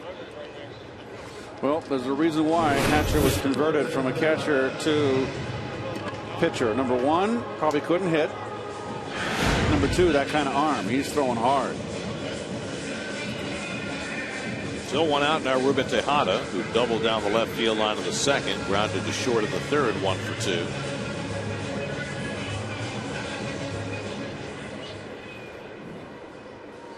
Chill of the evening. Get that Spider-Man hood ready to go. And Daisuke in the on-deck circle. He's going to hit and stay in the ball game. I like that. Sure, why not? He's only thrown 73 pitches. Save that bullpen. But I'll tell you what, Torres and Daisuke have provided solid starts in this doubleheader. Torres didn't get any run support, went 6 innings, allowed 2 runs. But a nice bounce back game for him after his 4 home run debacle against the Nationals on Monday. Daisuke putting together solid back-to-back starts after 3 difficult ones in a row.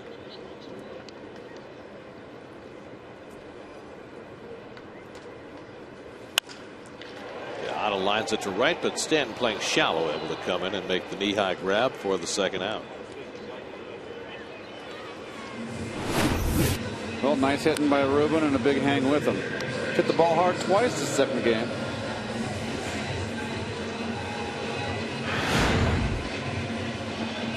So 2 out and nobody on. Now Daisuke, who's 0 for 2, struck out and fouled out. So we've mentioned several times tonight that Daisuke has not won a big league game since August the 27th of last year.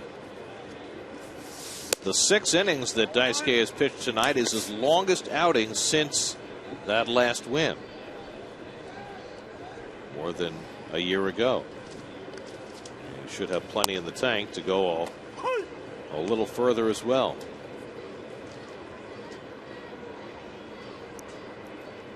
So whatever tweaks Dan Warthen and Daisuke have worked out, they have certainly been on display in these last 2 starts. After his 3rd outing, there was every reason to think that we wouldn't see any more of Daisuke, but the Mets stuck with him. And now all of a sudden he's a different pitcher. Hatcher behind him 3-1.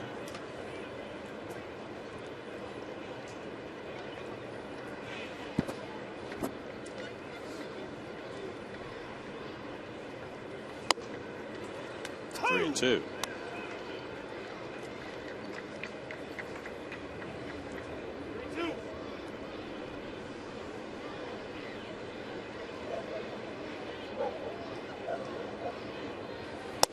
And strike 3 called, and that ends the inning. So Hatcher comes in, strikes out a pair in a 1-2-3 inning. Daisuke heads back to the mound for the 7th, up 3-1.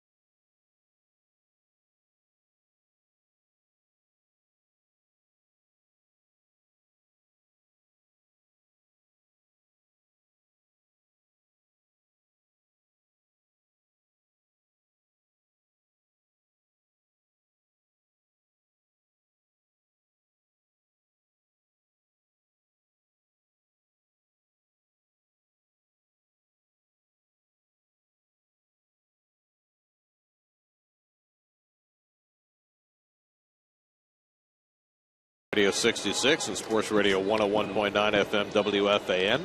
Final game of this series tomorrow. That game will be on Pix 11. The Giants are in for 3 starting on Tuesday night. Mets go to Philly and Cincinnati on their last road trip, and then come home to play the Brewers for 4 to end the season. Daisuke Matsuzaka still out there chucking in the 7th, and a first pitch curveball gets him ahead on Giancarlo Stanton. Boy, Stanton can look bad. He can wave at some pitches when he gets fooled. He's just set either fastball or he's looking for breaking ball. Pops this one up behind second base, and Murphy drifting into the outfield to grab it. 1 away. Stanton's now 2 for 11 in the series. Hit those 2 laser beam home runs last night, but nothing else. Do you realize that there's only been 1 hit for the Marlins? It's been a home run. Yep. Justin Ruggiano's home run in the 4th inning with 1 out.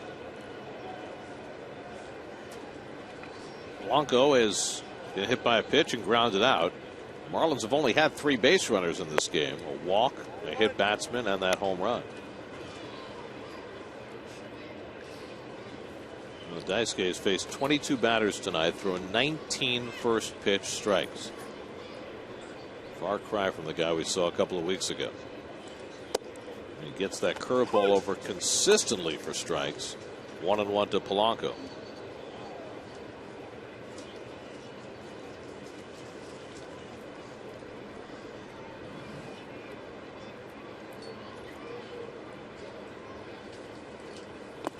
As a consequence of all the strike throwing, the pitch count is remarkably low for Daisuke, who has struck out only 2 tonight. He struck out 6 in Cleveland in his last start.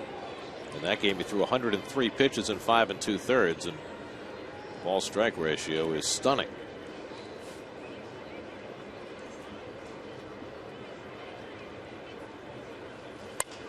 Polanco fouls it off, and it's 2-2. They've gone to the bottom of the 9th in Detroit. The Royals won, the Tigers nothing. Greg Holland has had a great year on to try and save it for Kansas City.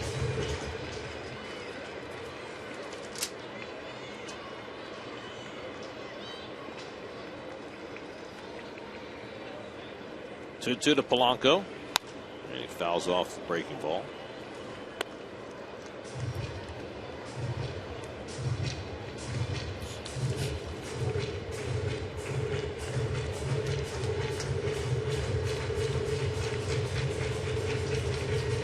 Morales homered for Seattle in the 8th.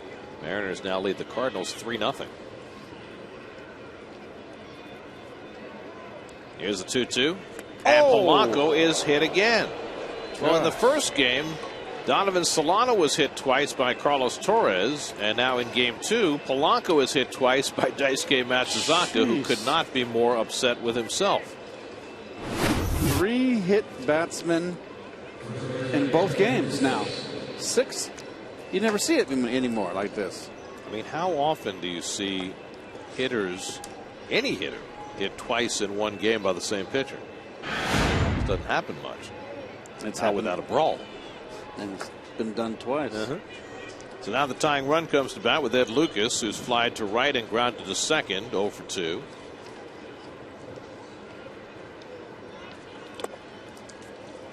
Daisuke stumbling coming out of his delivery that time. 1-0 to Lucas.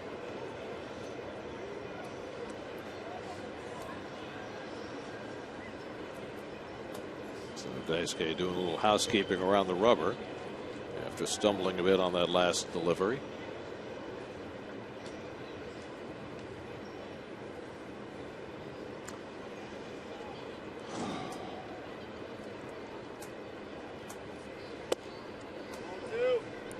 Slowest curveball he's thrown all night sits high, and it's 2-0. I'm wondering, that fastball got away from him, Garrett. That curveball got away from him. Maybe he's getting a little tired here. I think he got some activity in the bullpen. Terry's right on it. First time anybody's been up during this game. Lined right at Murphy. He's got it. And back to first safely is Polanco. Good base running by Polanco. 2 out. Soft liner. Good base running by Polanco, the old pro. I'm not sure Murphy needed to jump, but it worked out. Two out. Better safe than sorry. Exactly. So here's Echeverria, who's fouled out to first and drawn a walk 0 for 1.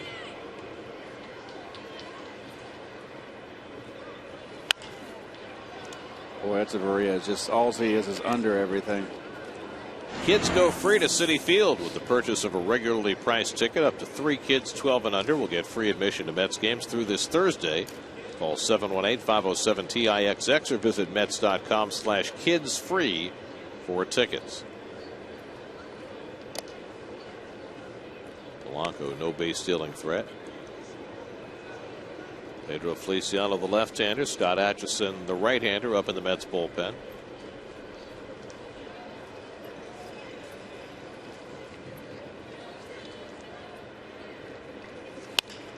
A check swing liner down the right field line, and that falls for Echeverria's first hit in this series.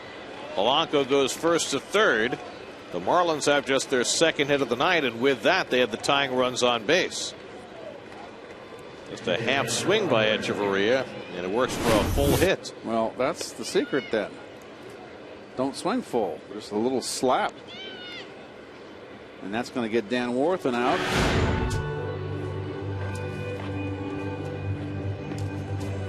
You got the number 8 hitter, Rob Brantley, a left-hand hitter coming up. Where's the interpreter? Daisuke speaks enough English. Does he? Okay.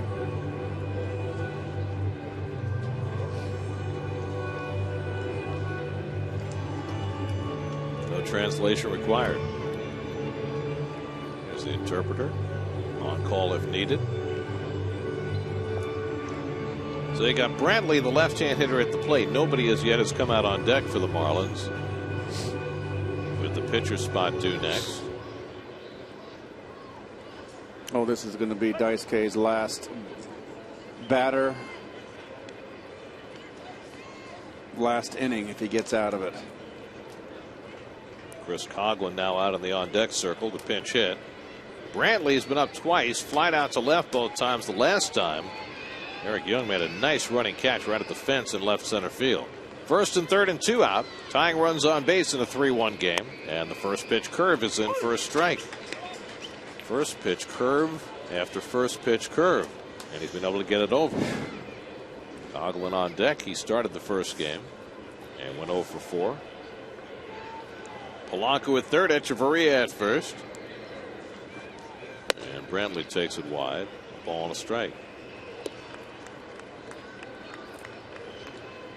Well, as we've gotten deeper into this game, Daisuke has used his fastball less. That's this season, not tonight.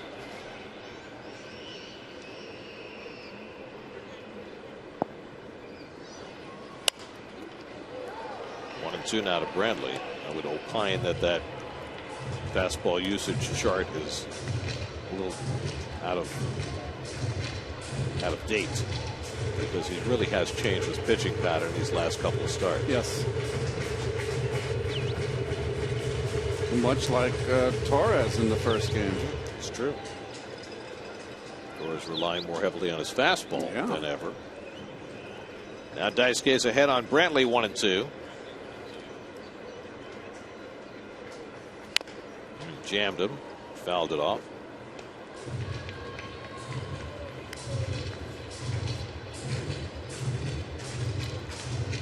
Mets 3 runs and 5 hits. The Marlins 1 run, only 2 hits, as Matsuzaka tries to get through the 7th.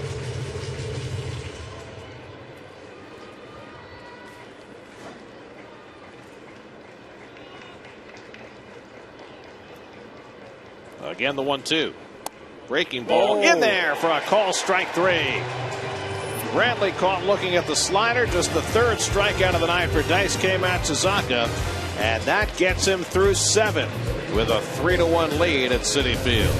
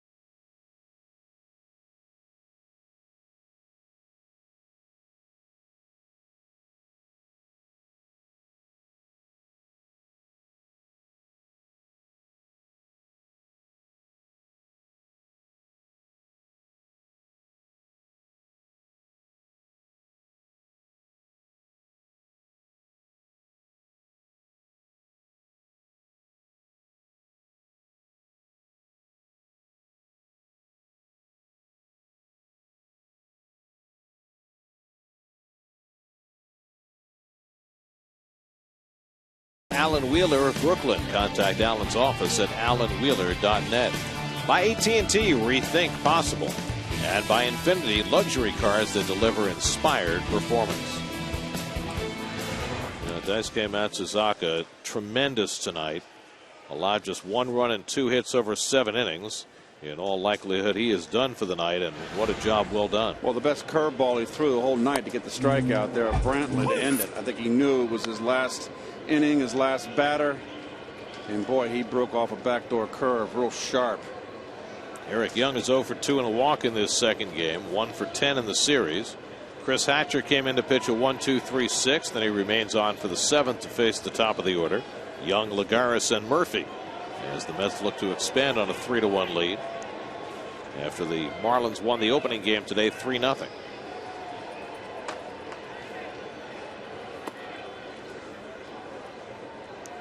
Jacob Turner went the first 5 for Miami, allowed 3 runs, 5 hits, walked 3, struck out 6. So he'll go his 11th consecutive start without a win. Young pulls one right over the bag, and after the brief bobble, Lucas makes the play, 1 away. Well, the Washington Nationals, who have been red hot, winners of 7 in a row, they were down 5-1 to the Phillies. They just scored 3 in the bottom of the 7th to make that a 1-run game. That would be a big win for them to come from behind. Well, they need to win to avoid losing ground to the Reds, who won this afternoon.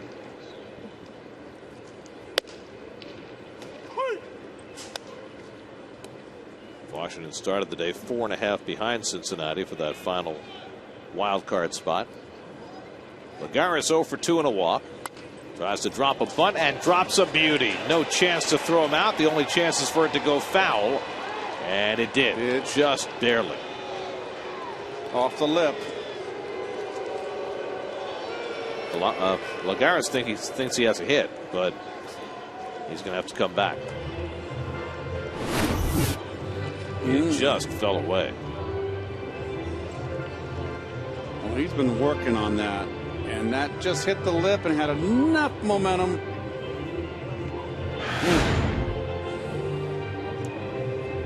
Or would that be inertia? What would that be? How would you describe that? I would say that it had enough spin on it to just have it fall off the line. Okay. Enough rotation. Whatever you say. I'm in your camp.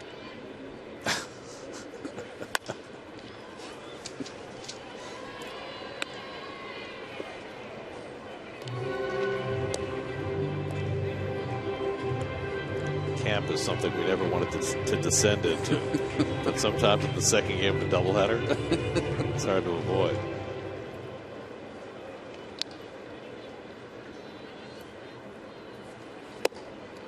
1-2 to Lagares with Daniel Murphy on deck.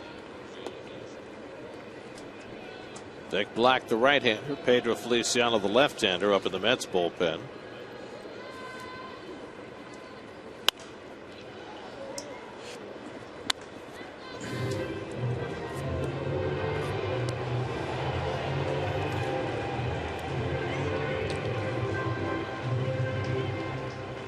Royals held on to beat the Tigers 1-0. Greg Holland got the save, but he got it the hard way. Golfed in the air to right, and Stanton is there for the second out. Prince Fielder thrown out at the plate, trying to score on a double at first base for the last out of the game. Kansas City wins 1-0. So Kansas City goes to 78-70. They're 3 back. Depending on what Tampa Bay does. Tampa Bay needs to win, and they're in that rain delay still. More importantly for the Royals, they're reeling in some of the teams directly in front of them. They're now even with the Orioles and a half game behind the Yankees. Right. In that crowded American League wildcard race, which is becoming more and more interesting because of the way Texas has been faltering. They've been sitting in that top wildcard spot. They were a game in front of Tampa Bay going into the day, but Texas lost today. To answer our AT&T trivia question, most doubles in a season by a Mets lefty hitter? Olerud. Whoop. We Oh, Daniel, there we of go. course. So Murphy already has that record, and he's got 35 doubles this year.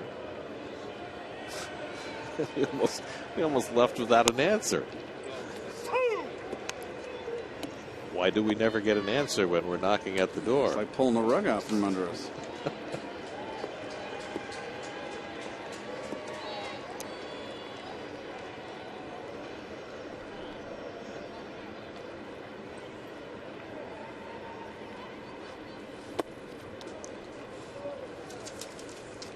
There's the list. Murphy has the top spot. John Olerud one behind. Murphy a frequent visitor to that list. Daniel, the only guy at Citi Field in that group. Everybody else played at Old Shea.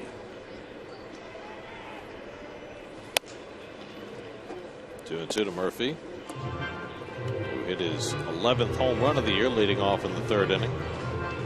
Lucas Duda followed with his 14th. The Mets had a 3-0 lead, and Daisuke Matsuzaka has done more than enough to make that stand up through 7.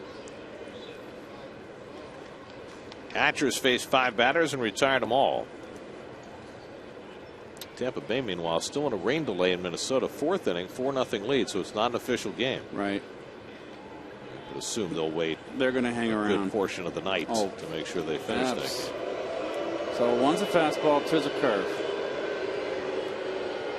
Well, that's the night for Daisuke. He's keeping himself loose. Does that mean he thinks he might still be in the game? Or is that just a post-start ritual?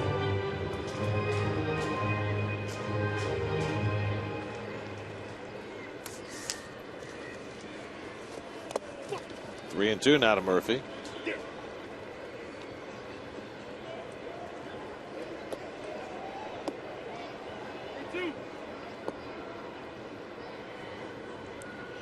Pirates have won their game. They beat the Cubs 2-1. Put some pressure on the Cardinals. St. Louis down 3-1 to Seattle going to the ninth at Busch Stadium. So if Seattle hangs on and wins that game, then Pittsburgh would be back in a first place tie with St. Louis in that NL Central. And Cincinnati would be only 2.5 back. Again, the 3-2. And it's hit to second, and Solano makes the play. And that retires the side. So 6 up and 6 down for Chris Hatcher in relief. And sends us off to the 8th with the Mets up 3-1.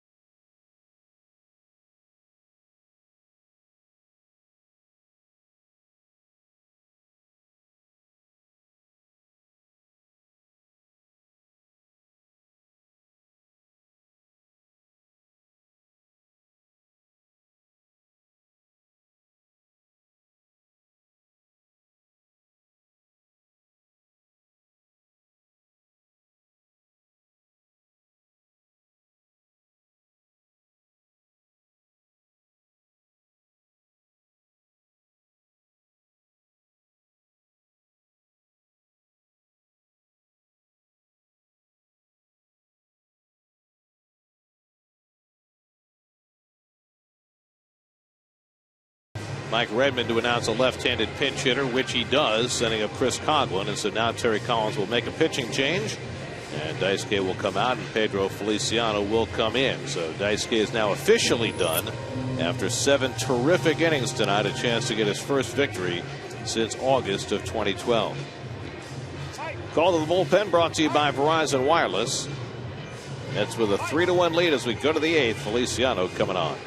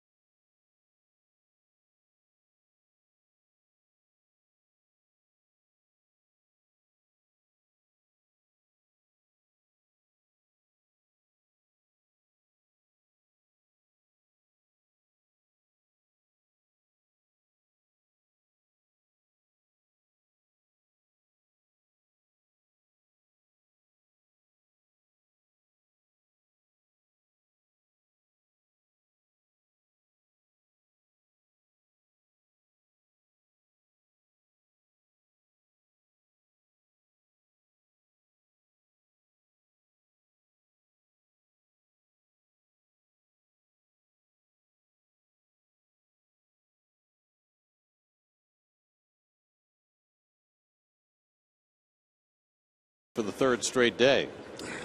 Well, the numbers aren't good. It's been a little bit of a tough slog for Pedro. But primarily, as he's always been, coming in to get a left-handed out. Situational lefty. And he gets a strike in to Chris Coghlan as we start the 8th inning. Coghlan started the first game of the doubleheader today, went 0 for 4. Feliciano last night came in to face one batter, got Christian Yelich on a ground ball. And this may well be a one-batter affair as well, with right-handed hitters to follow. And the good slider to get him ahead 0-2. Now Daisuke Matsuzaka leaves after 7 with 91 pitches, allowed 1 run, 2 hits, a walk, 3 strikeouts. The Justin Ruggiano home run, the only blemish, as Daisuke is in line for his first victory in almost 13 months. Feliciano ahead 0-2 now on Coghlan, who's pinch hitting for the pitcher, leading off in the 8th. Going to get him to bite on that slider. 1-2.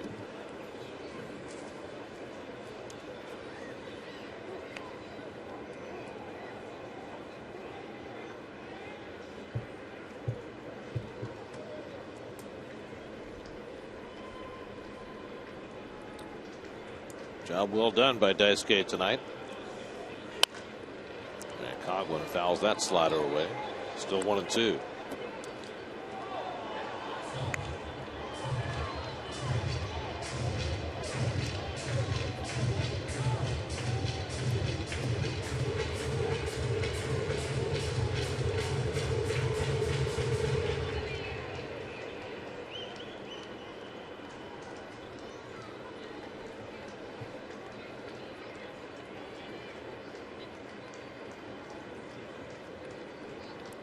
Again, the 1-2 to Coghlan.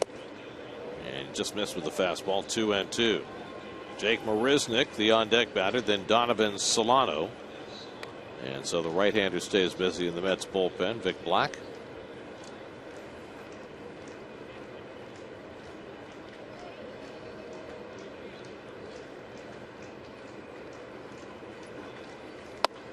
And Coghlan tried to lay off and stopped it in time.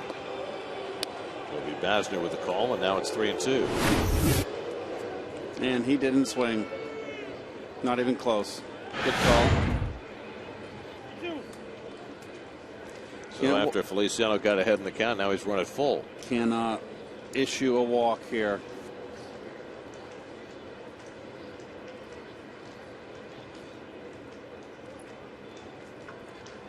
Three-2 from Pedro.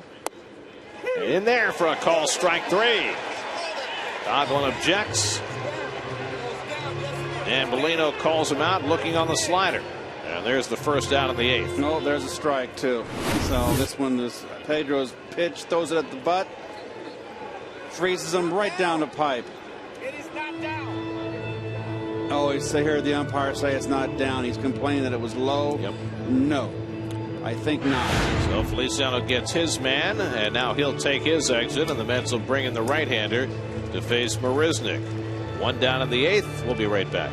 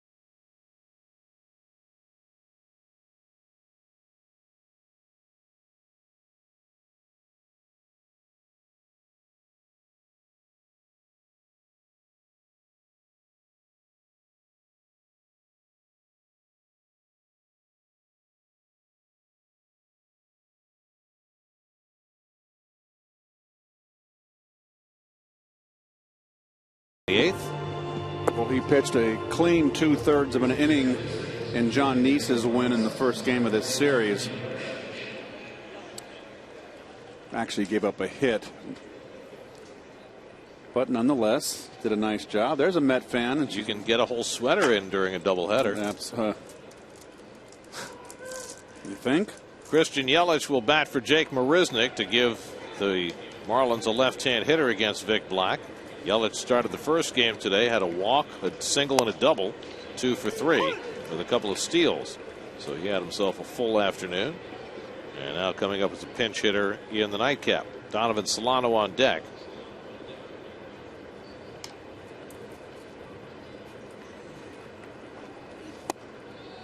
And Black misses low and in, a ball and a strike. Well, the Braves have beaten the Padres 2-1 behind Chris Medlin, a Freddie Freeman home run. That reduces the Braves' magic number to 5 for clinching the National League East. Knitter and photographer all at once. Multitasking. That's very impressive. I didn't know that you could click the shutter with a knitting needle. It's very difficult. Have you tried it? Never. Oh, it's murder. You have to have the proper implements to get the job done. You know what Murph always used to tell me whenever a ball was hit in the booth as Yelich went around? He'd say, you can't catch a baseball with a ballpoint pen. That's a Cholula. Big Black qualifying for the flamethrower.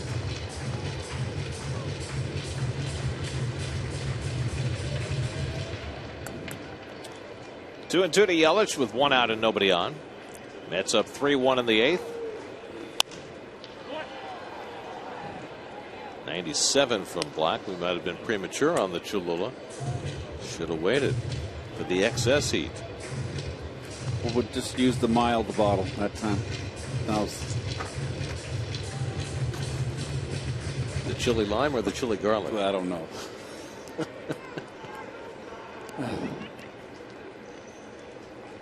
Again, the 2-2, and Yelich slaps it foul.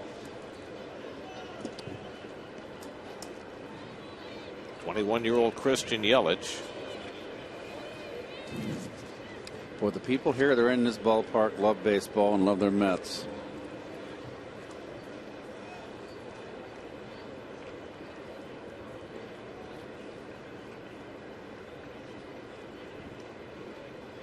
You're here, and they're not going anywhere. Love it.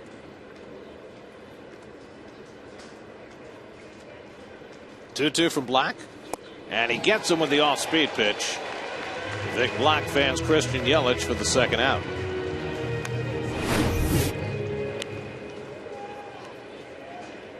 Backdoor breaking ball out of the strike zone. Nicely done. So Feliciano struck out his man. Black does the same, and now 2 out for Donovan Solano.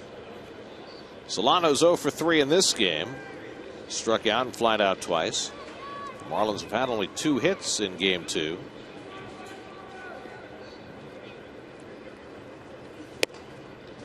And Solano takes a fastball strike.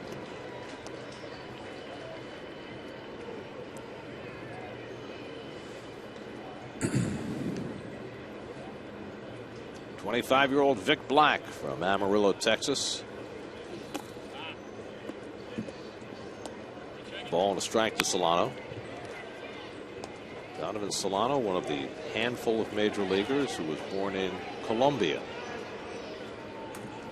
along with his brother Jonathan, who plays for the Nationals. Orlando Cabrera, terrific shortstop. Edgar Renteria, another fine shortstop. And they're all from the same part of Colombia, which is mostly a soccer playing country, but there's one little place called Barranquilla where they play baseball. And that's where all of those aforementioned major leaguers from Colombia are from.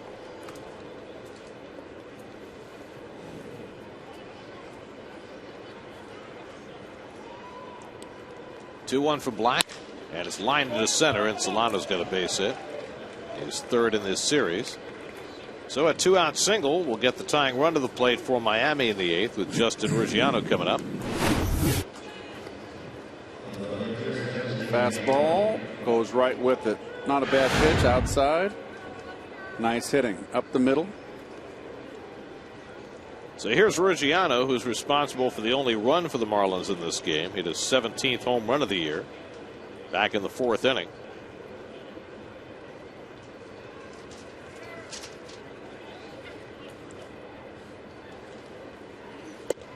And he takes a strike, and needless to say, this is a huge hitter for Vic Black to get out. Does not want to be facing Giancarlo Stanton with the tying runs on base.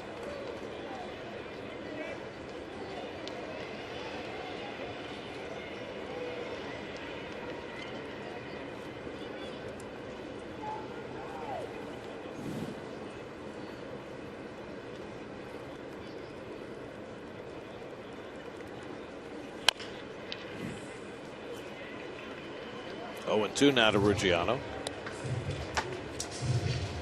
That's a final in St. Louis. The Mariners defeated the Cardinals 4-1. So the Cardinals and Pirates back in a flat-footed tie for first place in the NL Central with 14 games left to go.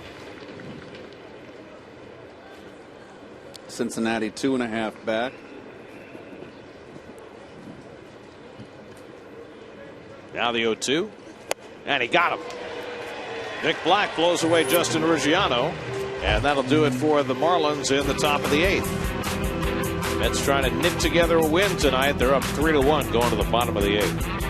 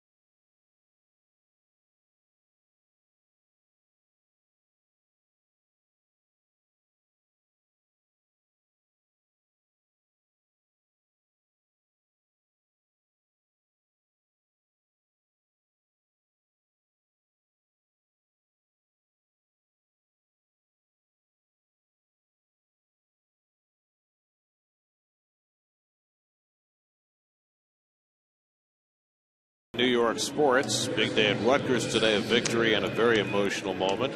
Mark Sanchez out. We'll have all the baseball as well. Geico Sports Night after the postgame right here on SNY.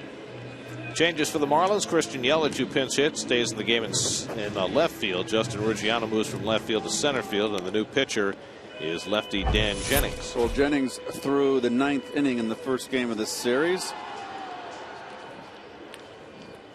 Lucas Duda leads off against him and takes a strike. Duda struck out against Jennings last night. Duda in this game has walked at a long home run and struck out. 3 for 9 in the series with 2 home runs.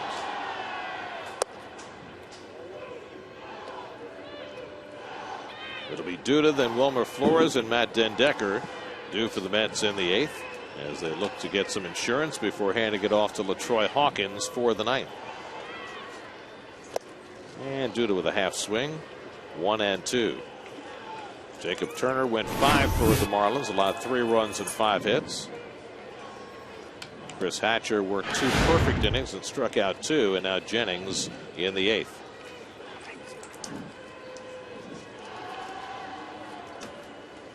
And Duda cracks one into right field for a base hit. So Duda has his second hit in this game, on base for the 3rd time.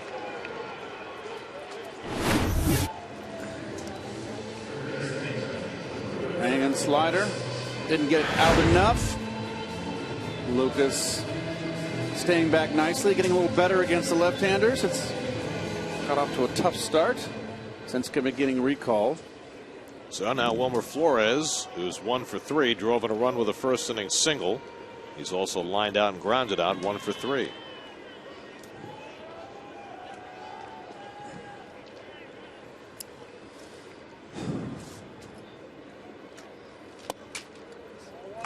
Takes the fastball for ball 1. Cleveland has completed their victory. The Indians beat the White Sox 8-1. So Cleveland putting pressure on Tampa Bay. They started the day just a game and a half behind the Rays.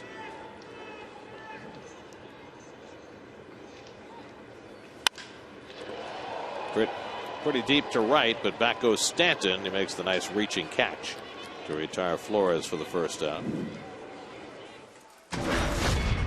SNY's Super Slow Motion is brought to you by your Mercedes-Benz Tri-State dealers. Visit them on the web at searchmercedes.com. 1 out and 1 on. Here's Matt Den Decker. He's 0 for 2. He's also been hit by a pitch. By the way, that Cleveland victory coupled with the Tigers' loss, the Indians are not out of it yet in the AL Central. They're 5 games back with the win tonight. Duda at first and 1 out.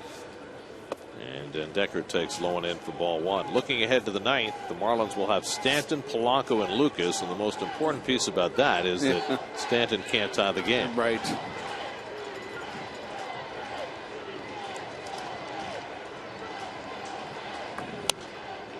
And Decker late on the fastball, and it's 1-1.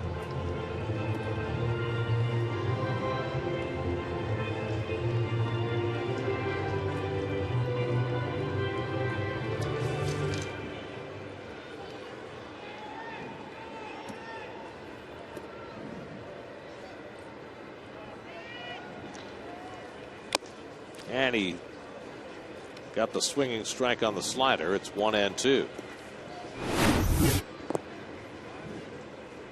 What was a slider to hit? Right down the pipe, right under it.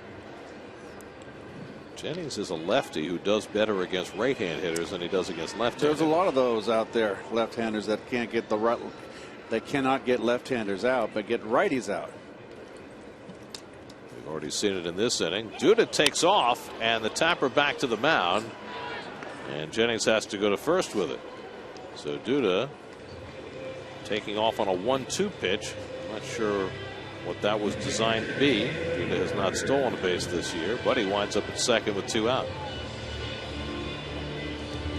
And a chance for Anthony Recker to drive him in. Recker's 0 for 3 tonight, struck out twice and grounded out. They've gone to the 9th in Washington. Phillies 5, Nationals 4. It's Mike Redmond on his way out to the mound. Looks like he's going to make a pitching change.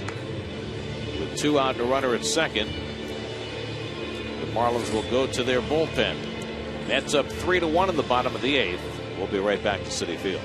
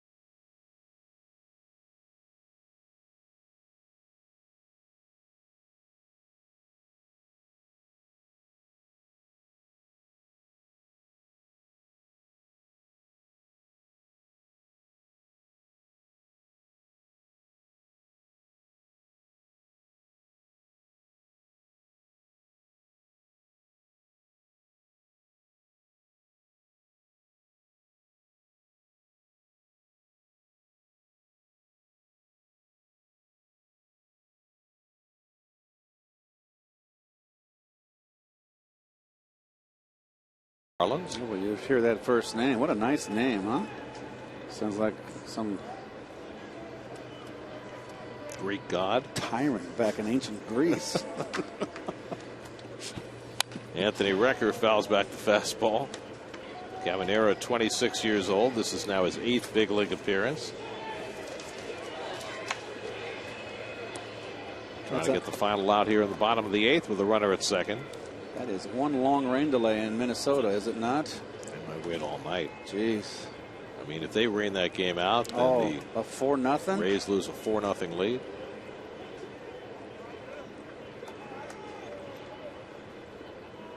Recker is 0 for 3 tonight, and he takes a slider off the plate. Ball on a strike. Caminero, the 4th Miami pitcher of this game. Ruben Tejada would be next.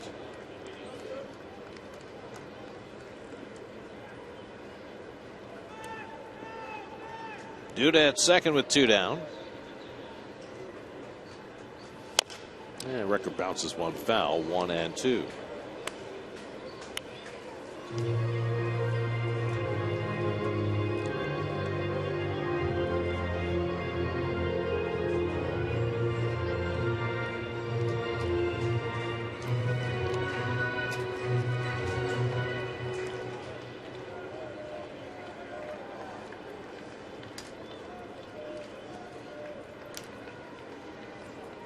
Now the 1-2 to Recker, and he lays off the breaking ball, and it's 2-2.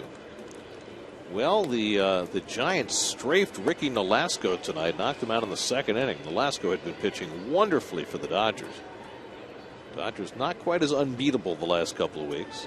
Clayton Kershaw lost to Madison Bumgarner and the Giants last night. As Recker goes down on strikes to end the bottom of the 8th. So we go to the 9th. Mets looking for a split of the doubleheader. Stanton will lead off against LaTroy Hawkins.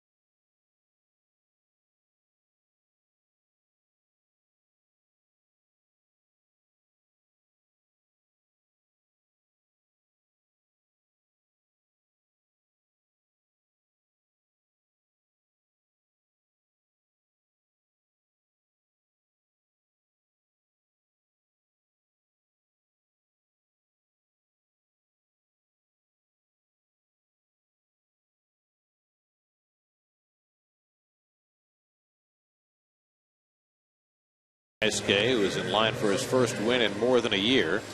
Hawkins picked up a save last night in the opening game of the series. He's looking to get number 10. And he has had a terrific year, as we've said. He knows how to pitch. It was a nice save last night he got. That was with a 1-run lead. He had to face Stanton to lead off and struck him out. Here he's got a 2-run lead, so a little more of a cushion to face Stanton, who's gone 0 for 3 tonight, 2 for 11 in the series. The 2 home runs he hit in last night's game. 3-1 New York as we start the 9th. And Hawkins starts Stanton with a pitch that misses low. It'll be Stanton, then Placido Polanco and Ed Lucas due up for the Marlins in the 9th.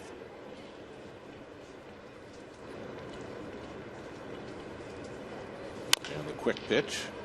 Bounce foul, 1-1. Mets won last night 4-3. The Marlins took the first game of the doubleheader today 3-0. Final game of the series tomorrow afternoon with Dylan G going for the Mets. There's Polanco on deck. Tonight the Marlins 1 run and 3 hits. The Mets 3 runs and 6 hits. As the resurgence of Daisuke Matsuzaka continues. He pitched wonderfully for 7 innings tonight. And now Hawkins trying to make it stand up. Stanton, though, with a leadoff hit to start the 9th inning. And so that'll get the tying run to the plate for Miami. High fastball. Stanton likes the ball up. Stays very level. So now Placido Polanco, who's been hit twice by pitches by Daisuke Matsuzaka tonight, also is grounded out, 0 for 1.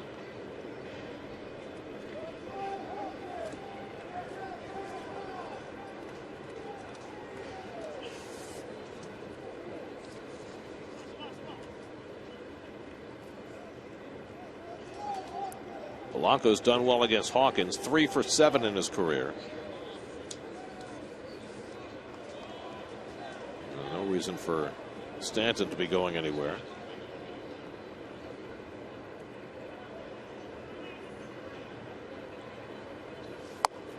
And Polanco takes a knee-high strike, 0-1. And he did not think so.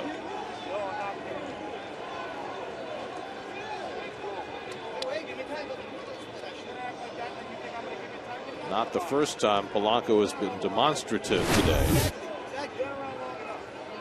That ball is low.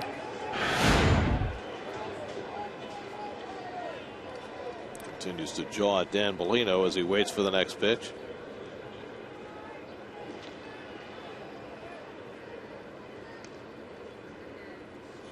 There goes Stanton. Ground ball back to Hawkins. He'll have to settle for the out at first. So with Stanton in motion, that keeps him out of the double play. Interesting that Stanton went in motion there. And now see if Polanco has a few words for the home plate umpire. He's just going to let it go. He says, "You stink." I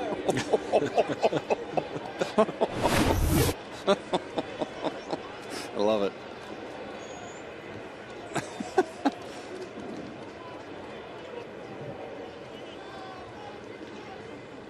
Looks like a pinch hitter.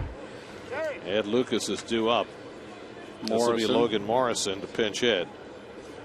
Morrison played the first game of the doubleheader today and drove in 2 of the 3 Miami runs. His last at bat, he had a line drive off the hand of Frank Francisco, knocking Francisco out of the game. Here batting for Ed Lucas as the tying run at the plate in a 3-1 game. Stanton at second and 1 out. Morrison 0 for 2 against LaTroy Hawkins.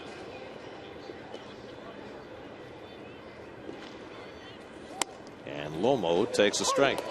Lomo. What did he do to deserve that nickname? He was named Logan Morrison. Oh. That's all it takes.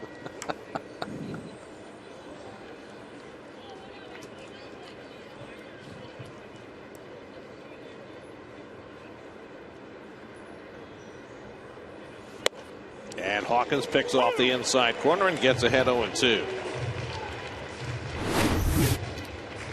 Not afraid to throw the fastball. Same way he attacked Giancarlo Stanton last night for the save. Inside, got ahead with the fastball. Echeverria on deck. A much more formidable threat at the plate in Logan Morrison. And Hawkins ahead of him 0-2.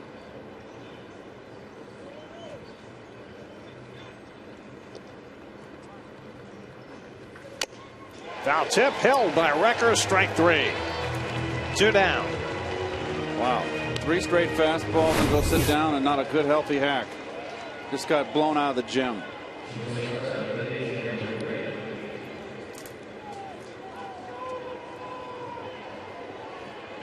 were talking about it earlier in the game. You can't have had a better season than LaTroy Hawkins has for the Mets. And he just continues to contribute in his age 40 season. Start to finish. Now the Marlins are down to their final out, and Echeverria the batter. He's 1 for 2 and a walk in this game. Just 1 for 10 in this series.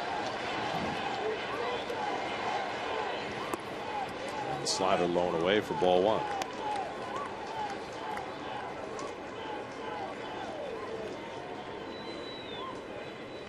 Echeverria had a half swing base hit down the right field line in the 7th inning.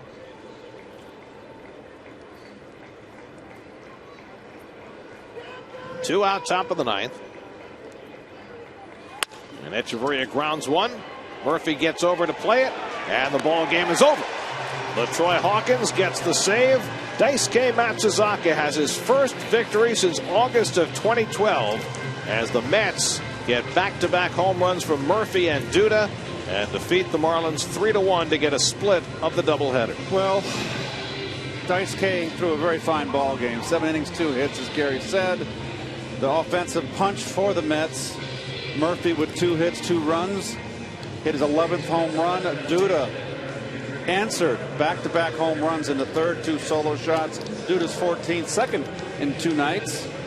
And that was all the Mets needed here. But good pitching, good bullpen, snappy defense. Matsuzaka, the big story after turning things around in Cleveland in his last start. He gets his first victory in almost 13 months as he defeats the Marlins, getting 7 innings and allowing just 2 hits to get his first victory as a Met. For every Mets win, the Mets Foundation is proud to contribute $2,500 to the Cats Women's Hospital and the Cats Institute for Women's Health. For more information, visit northshorelij.com/KIWH. This win brings the total contribution so far this season to $165,000. Long day of baseball at Citi Field. The Mets drop the opener 3-0, but they win the nightcap from the Marlins 3-1. More from Citi Field in just a moment.